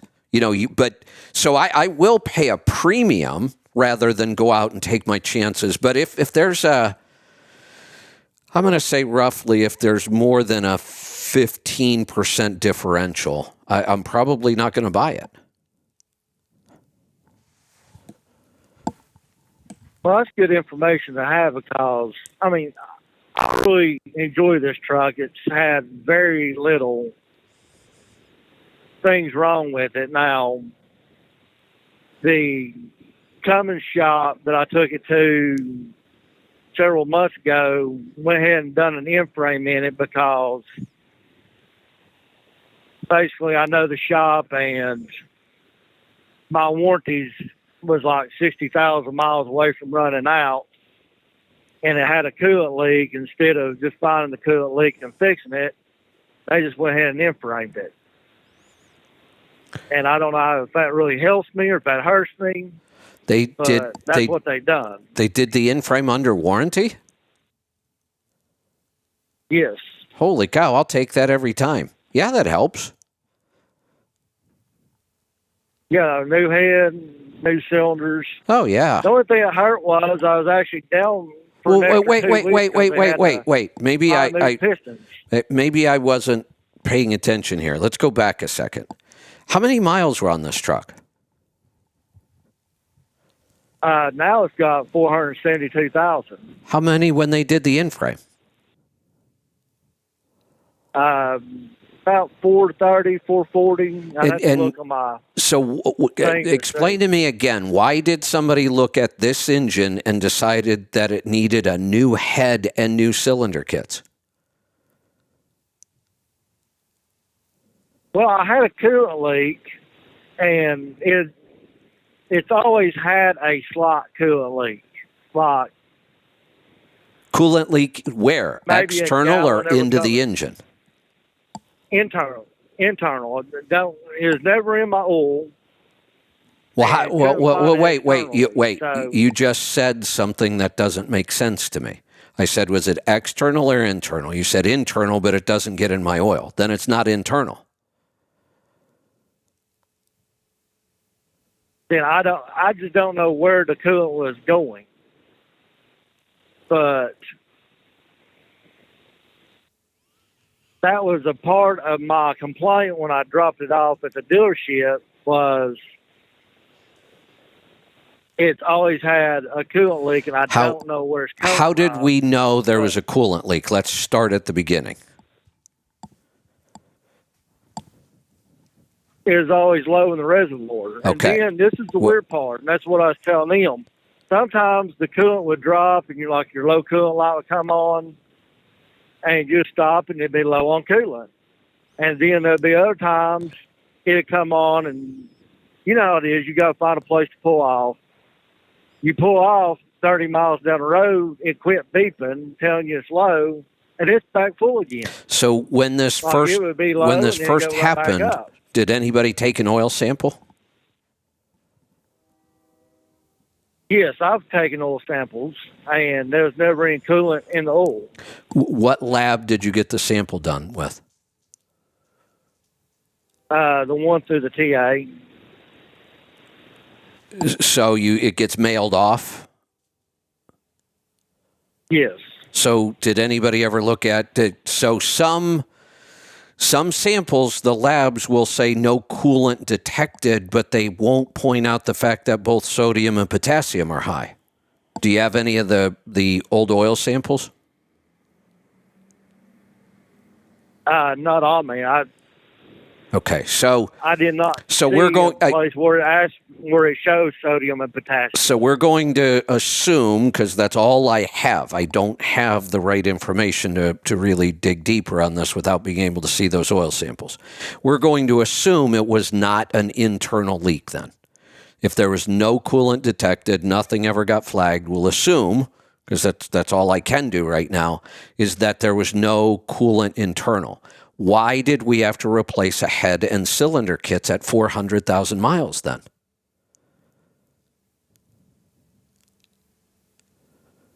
The only thing that I can figure is because I know the shop and it was within 60,000 miles of the warranty going out. So and you they didn't. even told me, hey, make sure you get the extended warranty. You didn't. So, and we'll make sure that you get your money's worth. But what were they warrantying? What was the problem? Didn't you ask? Why are you replacing the head? Why are you replacing cylinder kits? How much oil was it using? None. Then it didn't need cylinder kits. I had no. That is a total waste of time and money. And if somebody says, "Well," now look, why? I understand why you let them do it. It's not costing you anything. I don't understand why they did it. That makes no sense to me whatsoever. That was a total waste of time and money. Well, the question is who's paying for it? Is the shop paying for it? Or is Cummins paying for it? And I doubt Cummins paid for it. If you're using somebody else's... If Cummins paid for it, then you should go back because there will be an absolute reason. Cummins does not volunteer to put new heads and cylinder kits on trucks when they don't need them. You have to fight when they do need them to get them to do it under warranty. So I'm a little confused as to who made this decision and why they decided to do this. And here's why I'm making a big deal out of it. Well, who determines? Here's why I'm making it. Well, again, if it's a factory warranty, Cummins determines. The shop has to submit the problem to Cummins. Here's the issue. Here's what we think we need to do, and then they get that authorized by Cummins if it's a factory warranty. But I'm telling you, Cummins does not authorize those things easily. There has to absolutely be something really wrong. Like I've seen engines use a gallon of oil at 5,000 miles and they still won't do it. That's not enough. They want to be down, if I remember right, Cummins' requirement for oil consumption is a gallon every 2,500. That's a gallon a week before they'll do an in-frame under warranty. So that's why I'm confused about this whole thing, and it matters to me. There are trucks that I just don't want to own. Trucks that are typically rebuilt that early, that's a huge red flag for me. I want to know why it got rebuilt, and you don't have that answer. Well, it's not even on my paperwork that I got from them. I'm beating up on you because I want the other people listening to learn something here. Ask. I can't believe you weren't more curious about this. I would have been standing on somebody's desk. What's wrong with this thing? Why does it need a head and why does it need cylinder kits? Well, And that's the thing. The why is basically because I know the shop. I mean, that was. Well, You know, but their hold on, evaluation hold of it on, was- hold on. You didn't ask many questions. You don't know who paid for this, and I can almost promise you it was not Cummins. So why would your shop spring for $20,000 or $25,000?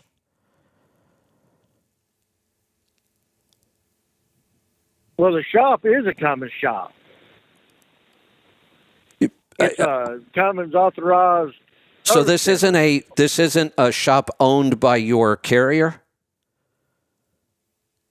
No, this is a an dealer. actual Well, Cummins then I can dealer. promise you Yes, there Cummins was a dealer. reason this got done under warranty.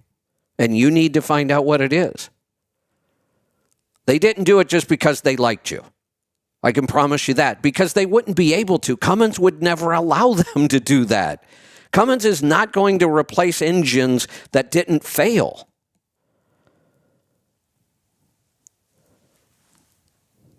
Well, I can ask them again. I It's absolutely like I said, it's would, not in because the that description of my paperwork. That I would ask, and I would ask a lot of questions before I decided to buy this truck.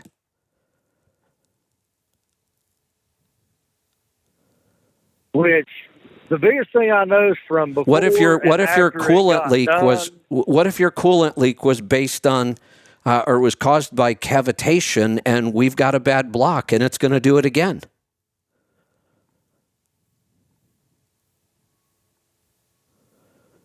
Yeah, that wouldn't be good. Yeah, exactly. So before we get to the numbers on this buyout, you've got to answer this question. Somebody has to know why somebody paid a lot of money to rebuild this engine. All right, because I assumed Cummins paid for it because, Well, they did. I mean, They did. Now I see. I thought this was And- some sort of shop at your carrier. I don't know where I got that impression. But if it's not, if this is a dealer, Cummins absolutely paid for it. Dealers don't pay for warranty work ever, unless they screwed up a job so bad that you kind of pressure them to fix it. But you just going in and saying, I have a coolant leak, and coming out with an in-frame, this dealer did not pay for that. I can promise you that. I'm wondering how they got Cummins to pay for it. There had to be something really Yeah, 'cause wrong I mean- with this engine, and you need to know that. yeah, because they typically fight tooth and nail on Well, they always do. doing anything under warranty. They try to find every- they yeah, always try to do. find any So, excuse. Brad, here's you've got to go answer that question and then call me back. We're just spinning our wheels now. All righty. That's the only in question that needs to be answered right now. Then there may be more after that, but you've got to answer that one before you even think about anything else with this truck.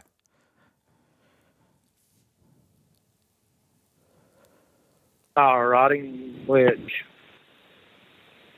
I'd hate to be that close to having it done and have to start over. Well, would you rather buy the truck and then end up with a $30,000 in-frame again? If you could even do an in-frame, you might end up with a $45,000 engine replacement instead. Hell, I can go buy a whole damn truck. Right, which So don't stick your head It's in the basically sand and just say, shoot I'm yourself just, in the foot. I hope you're listening. Don't stick your head in the sand and go, oh, I'm so close to this, I'm just going to buy it. That will be a big mistake. I'm not saying you shouldn't buy it.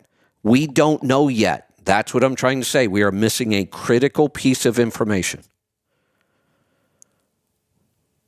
and they'll still have the I don't know. information I have no. available even 5, 6 I months. don't know what they're going to have.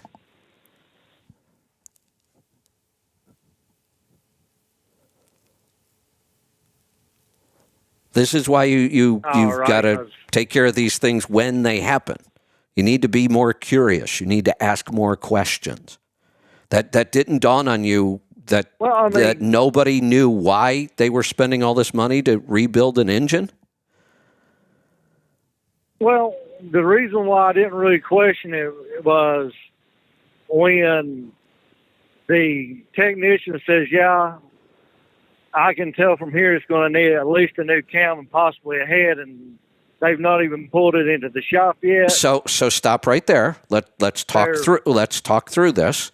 If the mechanic told me you probably need a cam and a head, okay, but let's take it apart and see. And if he could show me, look, this is what happened. Okay, now I understand why they put a cam and a head on it. You don't even know that. But why did it need cylinder kits? Well, the reason... Well, that is a good question, because I understood the whole cam and head part because it was getting close to being out of warranty. No. Stop, Brad. Stop. Being out of warranty has nothing to do with this. This engine is either serviceable and you just keep driving it, or something is broken. It needs it. We don't replace heads and cams just because we're close to warranty. Nobody does that. That cam and head should last 1.5 million miles, no problem. So if that's what your reasoning is, they replaced the cam and the head because we were close to warranty, that is completely wrong.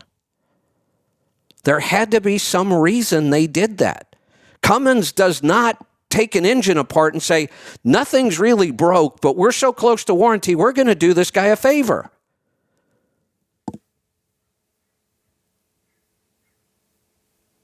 And then there's the cylinder kits to deal with. That makes no sense whatsoever. I can understand that there may have been a problem with the head. There may have been. There's a coolant leak. It might be in the head, but it might not. And you don't know why your only answer for why they replaced a cam and a head was, well, it was close to warranty. That doesn't happen that way.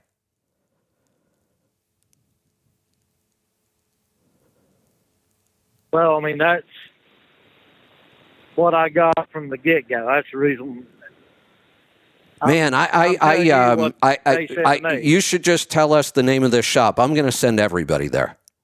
If they'll replace heads and do cylinder kits just because we're almost out of warranty, hell, I'm taking all my trucks there. But I don't believe that's what happened. I believe you are missing a lot of information.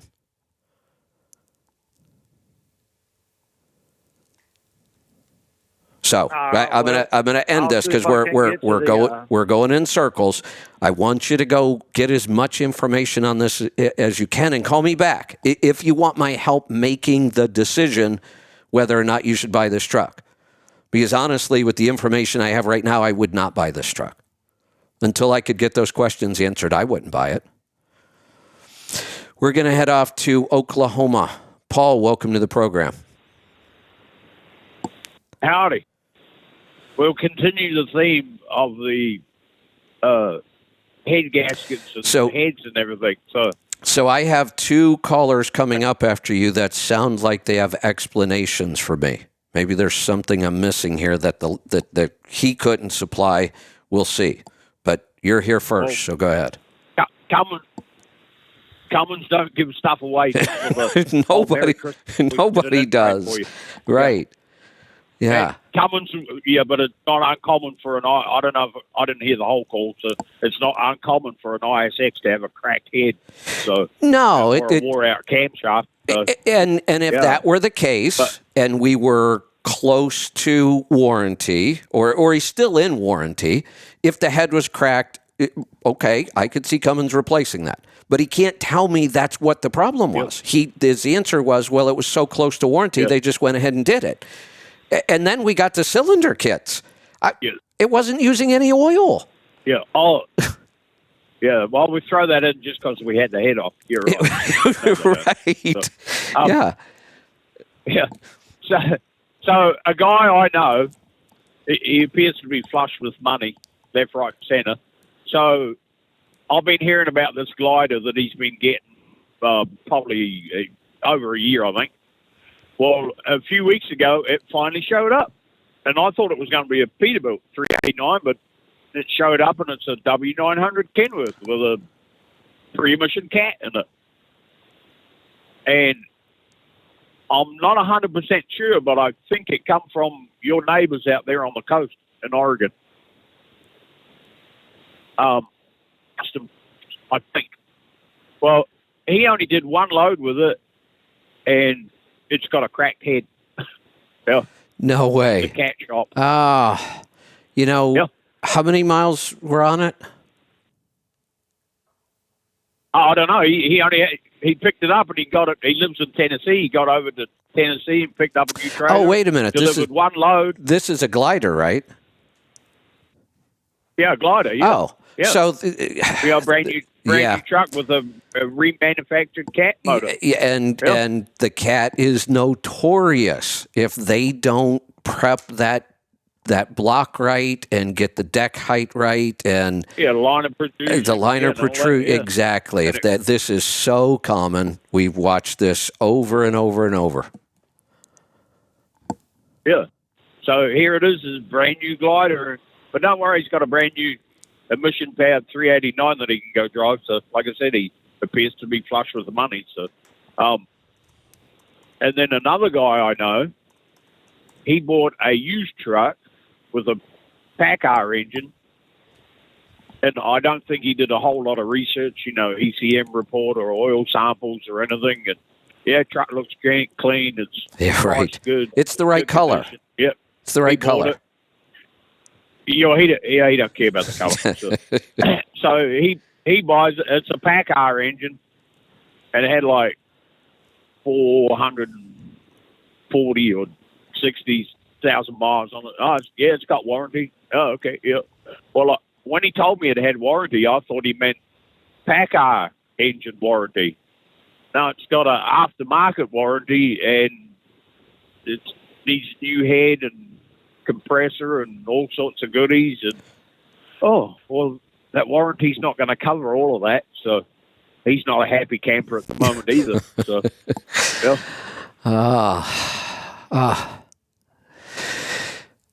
you got to do your research, your homework if you're going to go buy a truck. You do, and you have to ask questions. Yeah. So, and then today I just got me a real good deal on some tires. I run that little short fat 295/60. Yeah. Which is expensive and hard to come by sometimes. Well, the guy that I sold my old truck to, just over a year ago, he decided, I'm done with this employing drivers and dealing with people not showing up, and I don't want to go here, and I don't want to go there, and that's too hard, and you don't pay enough. And all. So he sold up. He sold his car, shut it down, sold all the trucks, everything. So he called me a couple of weeks ago, and he says, I got all these tires here, and the takeoffs off of steer axles. Well, I got 13 tires for $1,500 because he says nobody wants them because a lot of people will not put a used tire on a steer axle, but I use the same size on my drive axle. So he called me and he says, look, he says, they're yours. He said, come and have a look at them. So I went and had a look at them last week. And then the load I got to go home, it was short one vehicle, and it's like, I'll be able to call by and pick them up. So I picked up 13 tires. I got a real good deal, $1,500 for 13 tires. So there you go. Yeah. So I'm a happy camper today. Yes, excellent. And I only caught the tail end of Mark's call, but he's doing pretty good. So. Yeah, he's still a rookie. 8 years, especially car hauling. He's just learning the ropes.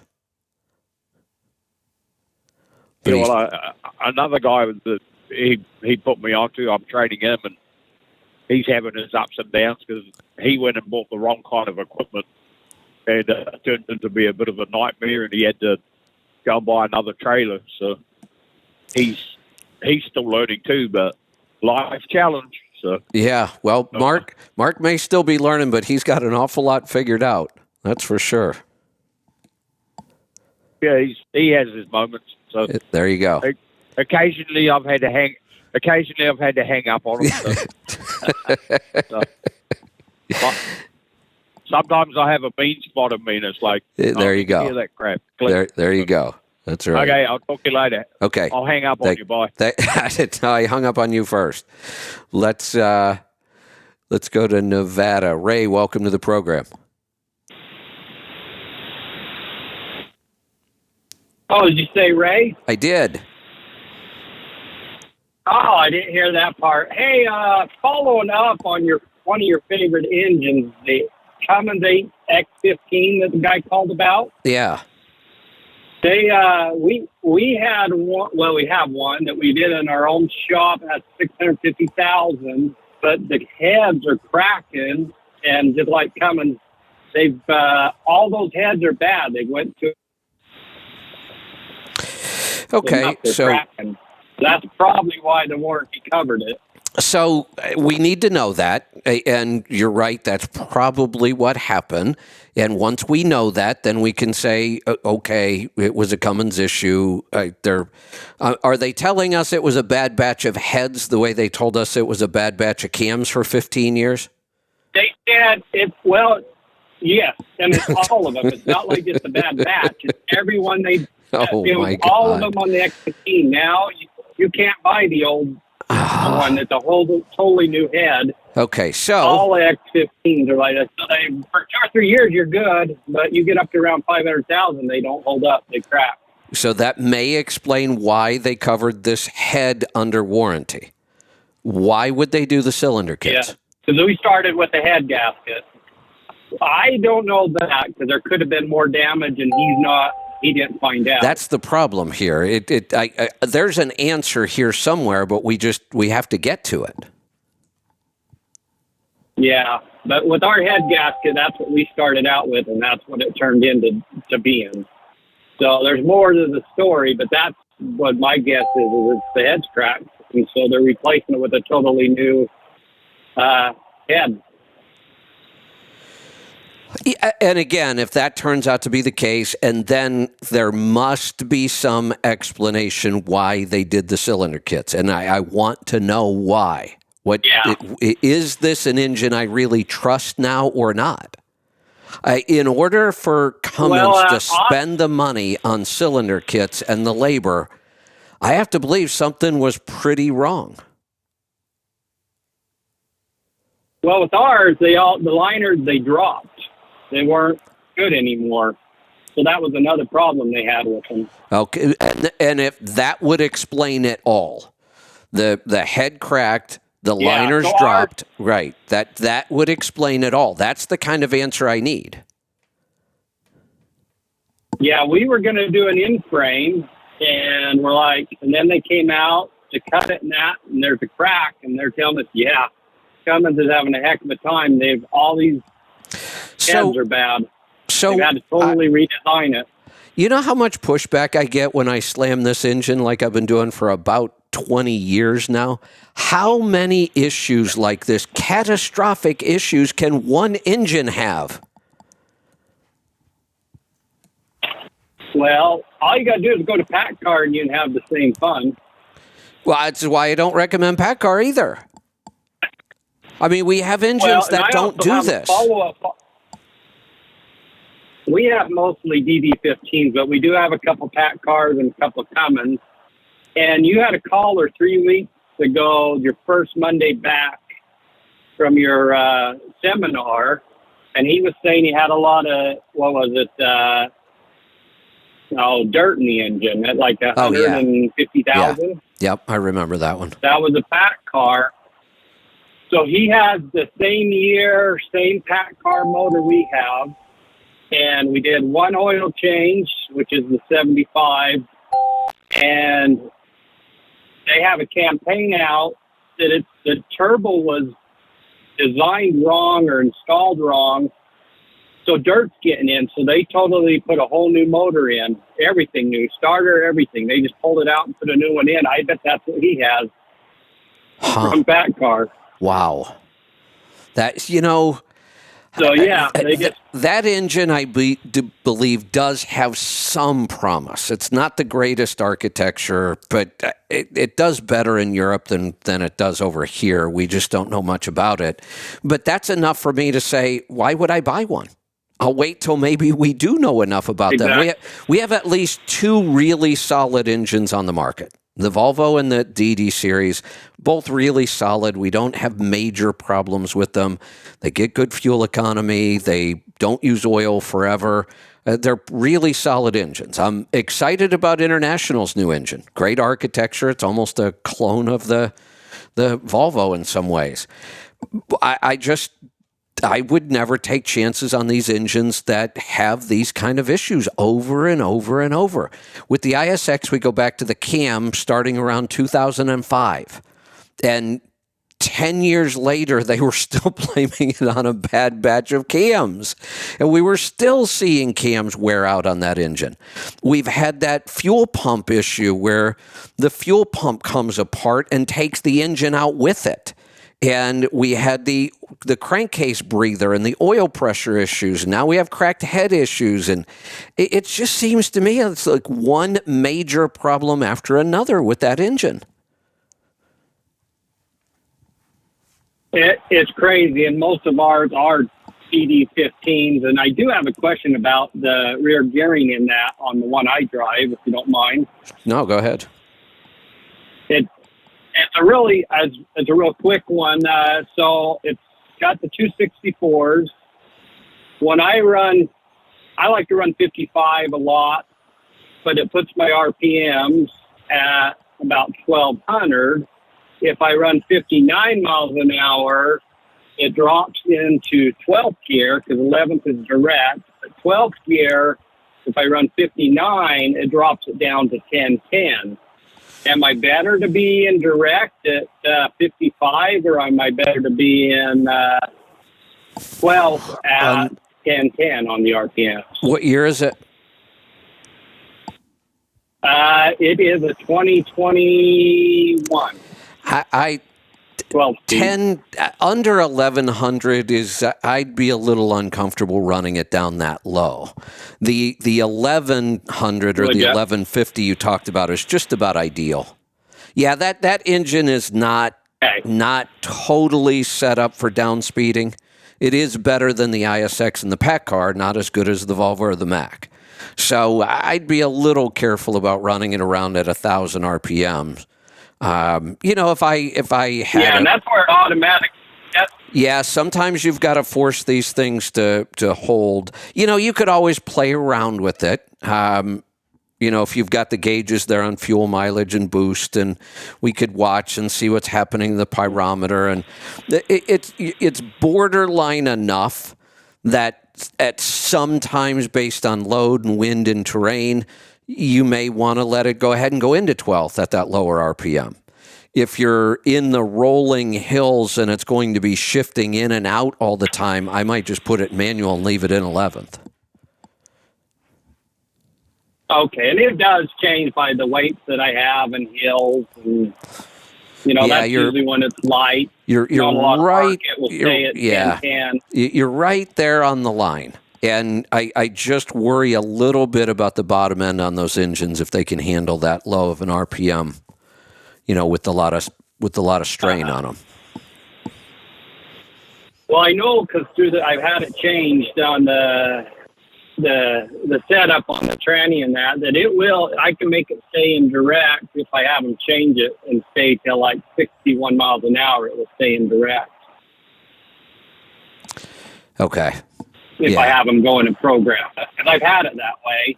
And then it came back and it was the way they've changed something in it, but I can go back and have them change it the way it was. Yeah. Like I say, it's so close. You're right there. I'd almost rather have the flexibility of just locking it in when I wanted to.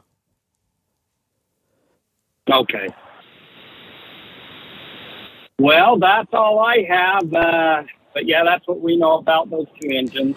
All right, that sounds like that's probably going to be the answer on that Cummins. But I want to get it from him and his shop, and I want to know why they did the cylinder kits. And maybe it is because it was bad enough that the liners dropped, and We'll see. Let's go to Texas. Tom, welcome to the program.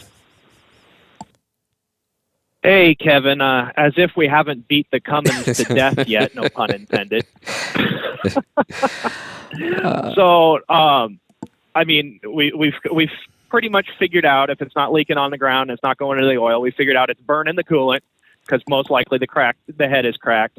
What happens if you burn coolant too long over time? Oh, you get all kinds of problems. You're gonna wash that cylinder out. Yeah. You're gonna ruin the crosshatch and those but wait a liners. minute. You're gonna create hot spots on the pistons. He said 0 oil consumption. Yeah, because it's all happening up top near the combustion. Well, the crosshatch, if it's gone, we should have consumption. Maybe a little bit. I guess. You're not going to burn the crosshatch all the way down to the bottom of the liner. So Well, I mean, there's going to get some of it up top. So And you're saying who that knows if he's created some hot spots or pitting up at the top when the initial combustion happens. Yeah, see, that's what I need to know. Because here's the thing. Cummins, Right. for the most part, their entire criteria on when we replace cylinder kits has to do with oil consumption. That's almost everybody's criteria, except in cases where we have this extreme issue. And that's what I want to know. If this is, this issue that everybody seems to be talking about, and it sounds like it is now that I have this information, is the fix good? Yeah, who knows? Just a little anecdotal thing on the Cummins engine. I drove for our fleet for 5 years before I became an owner-op, and our fleet was we had half Peterbilts with Cummins in them, and the other half was Freightliners. And when I was buying my own truck, I was talking to my fleet manager over there because I was asking about cost of maintenance and upkeep and fuel economy numbers. The two halves of the fleet. Yeah, and he said the DD15 outperformed when it came to fuel economy, but as far as cost of maintenance, those Cummins cost them almost nothing, and the DD15s had a higher cost of maintenance over the years. And they generally kept their trucks to between 600,000 and 700,000 miles. I'd love to know I mean, what. it's just anecdotal, No, anecdotal can tell us a lot sometimes, but I'd like to know what they were fixing on the DD15 that they weren't fixing on an ISX or an X15. So the biggest story I got there was emissions, one boxes, sensor, stuff like that, between 500,000 and 700,000. Pretty hardcore. They spec'd them wrong. That's all that is. They spec'd them wrong, and then had they at least used the catalyst, they may have avoided some of those problems. Those are the two things. If we spec these trucks right and drive them right, we don't see those emission problems. And if we do have emission problems and we use the catalyst, that seems to help a lot. I think the catalyst would have solved a lot of their problems. Yeah, that is not typical to be having all kinds of emission problems at 600,000 miles on a DD series. And the odd thing was, when it does happen, it's almost because they're spec'd and driven wrong. Right. Yeah. The odd thing was, they spec'd and this is a big problem. They spec all their trucks identical. So the Peterbilts have the same specs as the Freightliners, and they have the same. No, it doesn't make any sense at all. But the funny thing was, the emissions problems were on the Freightliners, not on the Peterbilts. Well, the Peterbilts had their own problems. Don't get me started on the Peterbilts. But the X15s, they might have just gotten lucky that the X15 was actually closer to the spec it should have been. But that doesn't mean the DD should have been the same spec. But that was pure luck. Anybody who specs two totally different trucks like that with the same setup really doesn't understand speccing trucks. Right. Well, like I said, I think we've beat Cummins to death on this one. I did want to I want to circle back real quick before you cut me out of here. Okay. To your hot honey. Let's get back to a subject you actually enjoy talking about. There you go. Have you finished a batch with your Manuka honey yet? Yes. How did it turn out? I did pure Manuka with pure habanero peppers. No, well, actually, I did habaneros and then a small amount of a pepper I had that was even hotter. I just didn't have many of them, called a scorpion tongue. So it's really, really hot. I did a shot of it this morning, and it's pretty stout. It's like doing a shot of good moonshine. You can feel it go all the way down, but I like it. Gotcha. I've bought several different brands of Manuka over the last couple years, and they always seem to be like a lot thicker than. Oh, they honey. are. They are. And it's like the consistency of Manuka honey is kind of about the consistency of Bondo. Right. Exactly. Yeah. Does it thin out as much when you do the? So knowing honey? that it was that thick, and I want mine really thin. I like the way it really pours. So I just put in more peppers. So the amount of peppers can change a couple of things. It'll change the heat level, but think about it. If we're pulling water out of the peppers, all we have to do is put more peppers in. We'll pull more water out, and it will eventually thin. So, yeah, my Manuka came out just about the same consistency as all my others. I put about half again as many peppers in. Like I pounded them down, poured the honey in, waited for it to separate, put it in a bigger jar, and put more peppers in. So in theory, if you use the same amount of peppers between Manuka and regular honey, the hot Manuka honey would end up about the same thickness that regular honey is originally? It's going to be in there somewhere. Yeah, it's not going to be as thin as, the honey you can't pour Manuka out of the jar ever. If it's good Manuka, it does not pour at all. No, you can't.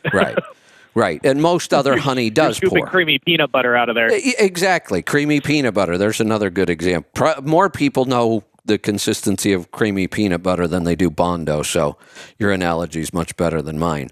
But that's exactly what it is.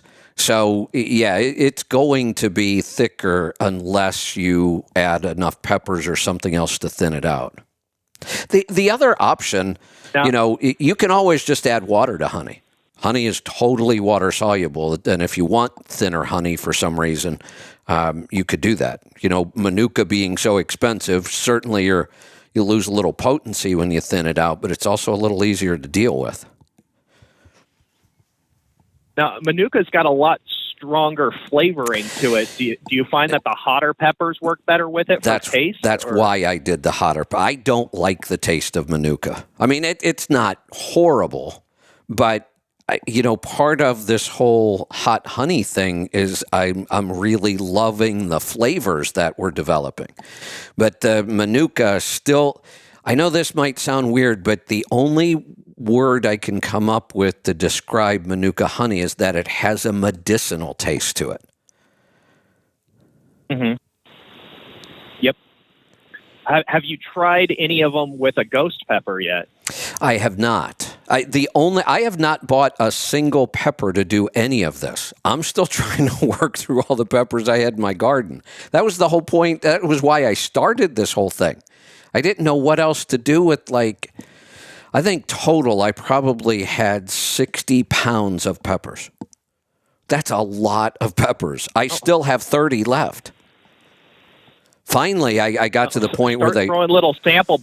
Yeah, that may happen. That may happen. So yeah, throw little sample bottles of hot honey, and people, if they order over a certain amount in your store, they get a little sample pack of honey. we may do something like that. So I finally got to the point where the peppers were about to turn on me. I mean, they were, and I really like, if I'm going to use peppers for sauce, I like to take them to where they are so ripe they start to get soft.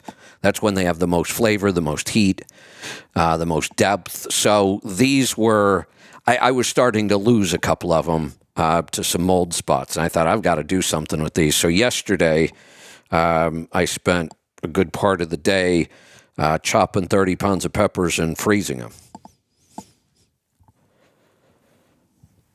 Gotcha. And you just like cut them into like little quarter size circles or something like that, or do you mince them? Or Yeah, what do you do that? what I ended up doing with that many, I have a really good Breville food processor, and it's got a nice big chute on it, and I just ran them all through the food processor and did like 1/8-inch slices.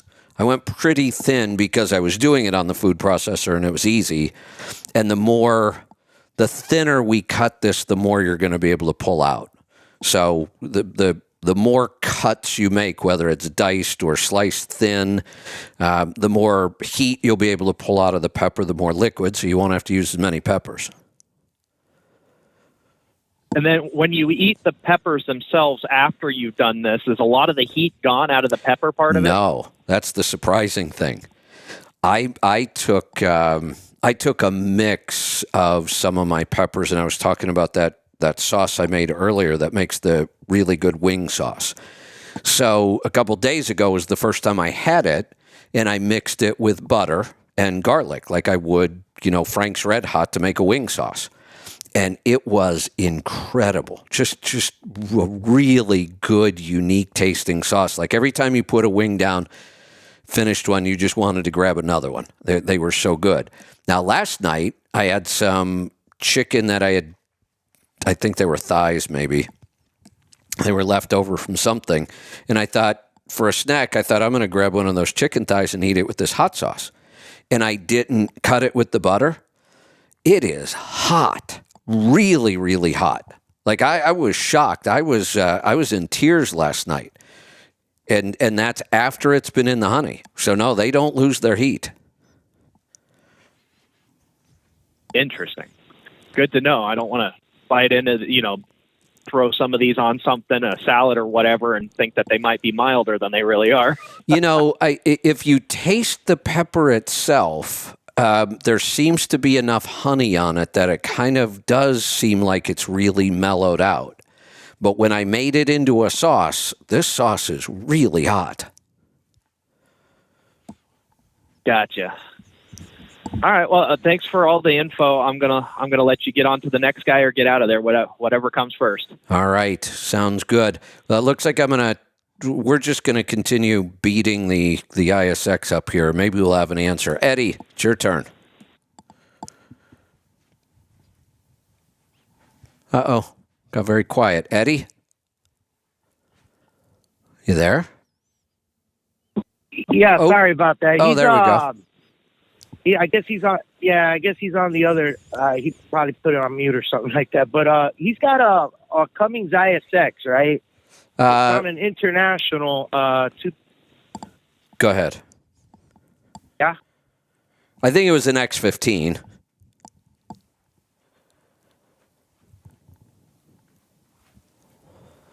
Oh, now he's just gone. I have no idea what happened with that call. Let's go to Ohio. Brad, welcome to the program. Hi, I finally got your answer. Okay. It was saying that the injector cups was leaking and the cam was eroded, and I believe it's either the outer bore or counter bore eroded. It's COUTER, which I don't know if they missed a letter or what on that. But that was the cause for the engine to be redone. Got it. Okay, so you did not have a cracked head. You had injector cup issue. Now, was it cracked to the... Well, you might not know if all you have is paperwork there. It sounds like this is a fairly common issue. We've had several calls that this is a warrant. It's another one of these problems with the Cummins that the heads are cracking right around the time yours did, usually before 600,000. And then it is messing with the liners, so they're rebuilding the whole engine. To me, I would have never owned the ISX in the first place. I just have never liked this engine. I still don't like it. They keep saying it's improved, but then every year we have some new major problem. I don't know whether I would trust this repair or not. I'd go do some digging, and I would talk to the shop and say, how many of these have you repaired? Do you have any that have made it to 1 million miles? I'd be asking a lot of questions about this. You should probably call tomorrow, and let's get an opinion from Pittsburgh Power if they've dealt with this enough to know. All right, because, I mean, the engine, like, and that's, like, it was running good before they worked on it. Well, that's about, if you were going to tell me that this engine's okay because it's running good, I was just going to say it was probably running good before you had the problem. So the fact that it's running good doesn't tell us anything. Right, and it's like, my mileage was, I mean, I've never gotten great mileage out of it, but tell me what the fuel economy is, average. The average fuel economy, 1 second here, I can give it to you. Oh, let's see here. 7.57 is my average on the 90. Oh, that's not bad. That's doable. I mean, we could certainly do better, but that's doable. I mean, if you would have told me it was 6.5, I would have said just don't buy this thing. 7.5 is respectable. No, I was going to say, and when I'm really watching my speed and I'm really doing everything I can do, I can generally get up to just over 8 on it. Yeah, that's fine. So you need to do a little more digging. I'll need to do a little more digging. We just have to find out if this fix is holding.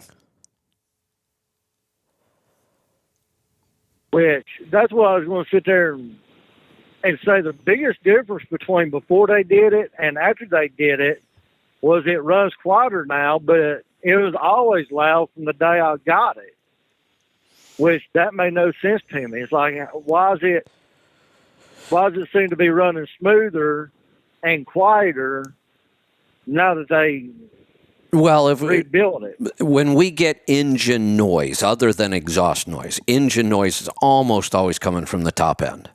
So that these engines had, again, another top end issue. I mean, we had the cams, now it's the heads. And here's what I've said about this engine from the beginning. It's too complicated.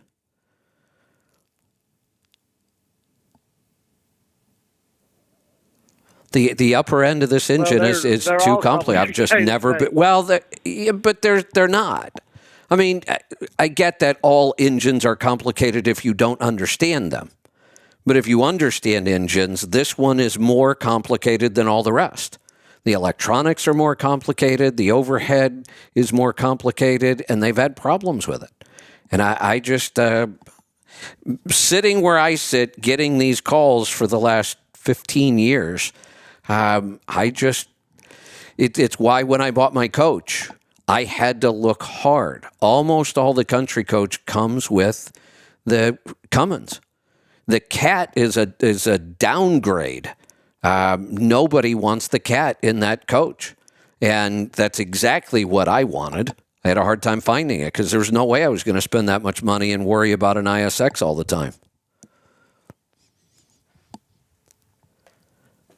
Yeah, I mean, they're not as good as they used to be.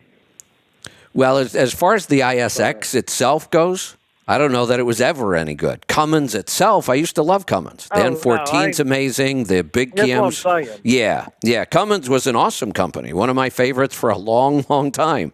When they brought out the ISX, and their answer was that when I first looked at it, I thought, why is that thing so damn complicated? The N14 may be one of the simplest engines ever built. And they went from that to the ISX, and I thought, why is it so complicated? And their answer was, well, we need all of this to be able to meet the emission standards when they start. And it made sense, except from that day on, it just seems like we spend an awful lot of time talking about reoccurring issues. The same issue happening over and over and over on the ISX and now the X15, and they're big issues too. They're not little. I mean, that repair, if you would have had to have done that, would have been probably $35,000 or $40,000. Yeah, and I mean, one of the reasons why I liked the X15 was it's supposed to have fixed all the issues that they have with the ISX. I know, and it didn't. Well, we just have a bunch of new ones. So I'm going to go all the way back to your original question, and I've got an answer for you now.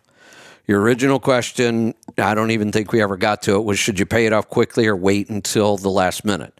You should wait until the last minute. We need as much information as we can possibly get before you buy this truck, and we need to see what's going to happen to the used truck market. Well, the question was really, do you get a loan to have a little bit of money for your maintenance account, or do you just pay it off and hope you get enough money put back? Let's talk about real numbers, because a little bit of money or that none of that means anything. So let's start again from the beginning. How much is your payoff going to be? 52, right? 52,000. 52,000. How much do you have in your maintenance account? 24,000. And how much do you have cash? I've also got 9,000. Well, I got 9,000 in an over mileage account that my truck's no longer over mileage, so that now will go to it. I get a $10,000 finish my contract bonus, so that will go towards it. So we're at 43. Where's the other 9 going to come from? Out of my pocket. Do you have? I've got probably 12. I've probably got 12,000 put back right now, and it's still building. So here's my take on that. Let's talk about just these raw numbers first. If you have the cash to buy the truck, I would buy the truck cash. You're going to have a couple thousand left over, I have to believe. And by the way, congratulations on doing well with the money side of this. That makes this whole thing a lot easier because you've got cash, you've got these reserves built up. So, yeah, for right now, if this were happening today and you were asking me the question, there were no issues with the truck, I would say pay cash, do not take out a loan. We don't need to. You have the money. You can start to build money back up again. And if something goes wrong, I have to believe with the financial situation you're in, you could borrow some money, even if it were a credit card. Yeah, I've got over a 700 credit score right now. Perfect. Yeah, so if the choice is borrow money just in case, no, I'm not going to borrow money just in case. That makes my cost go up. I'll spend my cash. That's what I assume. Yeah, no, you're on the right track. Spend your cash. Don't make our costs go up. If you put all your cash into this truck and then something breaks, well, then you can go borrow some money. But there's a good chance you won't have to. So let's not. Now let me ask you this: that $43,000, do you get that whether you buy this truck or not? Well, you get the majority of it. You turn the truck in, and whatever they charge to recondition it to sell, they take out of it, and then for whatever they sell over to $52,000, they give you 40% of the profit. Man, oh man, they certainly write these deals to benefit them. Holy cow! You're right, and I mean the truck is in great shape. I mean, it's a terrible deal, but I mean, how do you have any friends over there that have been through this lease? None that's completed it because it's a third-party leasing company. I don't understand that statement. Those two things don't jive to me. But the truck. No, that almost every lease purchase program on the planet is third party. But the statement you made doesn't make sense to me. I don't know anybody who's finished it because it's a third party. I don't understand. Well, the carrier that I'm running under don't have a bunch of these trucks on their under the company, so therefore I'm not running into. Oh, okay. That makes sense. There's the just trucks ain't marked. Right. That makes sense. Because what I wanted to know was if anybody's ever turned one of these in, how fair were they on the numbers? Did they go through and say, every little scratch on the paint needs to be repainted and they end up using all your money up? I mean, there are patterns. There's information we need. But if you don't know anybody, although you've got time, I would start looking for people. Right, and I mean, and they told me that generally it costs between $5,000 and stop. Who's telling you that? The leasing company. I don't want you to ask the leasing company this. I don't believe them. Right, I'm just saying, right, which, I mean, that's the thing. You don't never know when they're telling you the truth and when they're lying to you. And like I tell everybody else, you don't know what they're going to fix or replace for no reason and how much they're going to charge you to replace it. Like, that's my point. That's why I want you to find people who have been through this so we get real numbers. So let me just address a big picture pattern here. You wanted to be in business, and I assume you signed a lease purchase because at that time you didn't have any money in credit. For the most part, I had fair credit. Could you have gone and bought a truck yourself?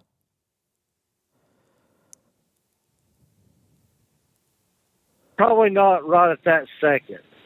So we're having cash down on it. Correct. So we're narrowing down the problem here. You wanted to be in business, but you were too impatient to wait to be into business the right way. Yes. Okay. Now here we are again.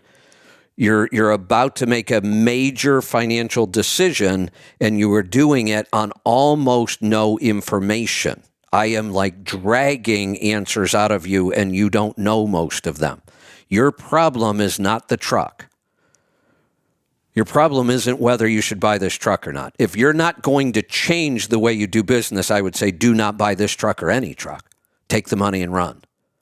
You can't run a business on this little information. You didn't know why the truck got rebuilt. You don't know how they pay out on this. You need a lot more information to make these decisions. And if you're going to be in business, that you have to change that. You have to get a lot more curious. You have to ask a lot more questions.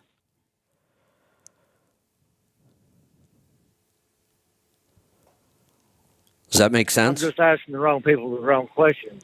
No, I don't believe that. I don't believe you're asking anybody any questions. There's no such thing as asking the wrong questions or too many. If you start asking the wrong questions, you'll figure it out and it will lead to the right questions. If you ask the wrong people, you'll figure it out and it'll lead to the right people. I don't think you're asking any questions. I think that's the problem. Or you're asking them and just accepting their answer. Have you ever heard me say what my favorite question is? Yes, why? So you're not asking why. You may be asking questions. I don't think you are. But when you do ask questions, you're not following up because here's an example. Why did the engine get rebuilt? And you told me because we were close to warranty. Well, somebody may have told you that, but you should have asked them why. Right, and I agree with you. That was so you got to change that. The truck right now is not the big picture here. The big picture is really whether you should be in business or not. So far, you haven't proven that you should be. Now, I will say your financial management of your money has been good, but most of that was forced. The fact that you have $12,000 is excellent. Well, come on, the $33,000, the over mileage, the reserve, those are kind of forced. That was my choice. All right, no, but that was actually my choice. Well, again, congratulations on the financial part. You've got that. You're really lacking in the information department, and you can blow through a lot of your money quickly with a couple of mistakes. And I would hate to see that happen. Right, you have sacrificed. You did the right things around money. But I will tell you right now, you are not ready to buy this truck and be in business. That's the reason why I was calling you is to get information, because I'm 4 months out and need to prepare for the next steps. When did you sign the lease on this truck? The end of 2018. Why didn't you think then you need to start gathering information? Why are we waiting till 4 months till you buy a truck? You've been in business this whole time. Well, I mean, the information that I needed then is this is your balloon payment at the end of the lease, and you got 3 options. Either pay the truck off and take it, turn the truck in and get a new one, or turn the truck in and take the majority of your money and run. So of those 3 answers, which options. one is the one you should never choose? Well, I mean, back then it was, the one I would never choose is release. I Good. would never turn it in. Good. And get That's another the correct truck. answer. So that left me with only. So hey, Brad. 2 options. Brad. Did you ever take my course? Yes, about 6 months ago, 8 months ago. You did? That's when I realized the third party lease was a bad idea, but. So being in business It was a little too late. without a lot of information is, I want you to go back and go through the course again and then call me back. Really think this time. Really listen and pay attention to what you're learning, and then call me back. All righty. All right. Don't worry about the truck right now. That we've got time on the truck. There's a bigger picture here. So go re-listen to that whole course from start to finish, and then call me, and we'll go from there. We're going to wrap this up today. We will be back here tomorrow for the Power Hour and Wednesday for Destination Health. Can't remember if I have a guest this week or not. I'll probably know tomorrow. Let's see. Nope. I just saw a note from Lauren. We don't have a guest, so she wants to know if we should cover a specific topic. Yeah, I think I'll come up with something. I don't know what. So, and then Thursday and Friday I'm off.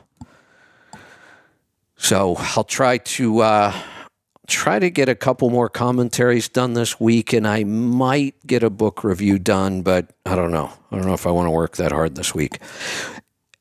Either way, we will see you back here tomorrow. Be safe, be profitable, be fit and healthy. Always do the hard work and master the journey.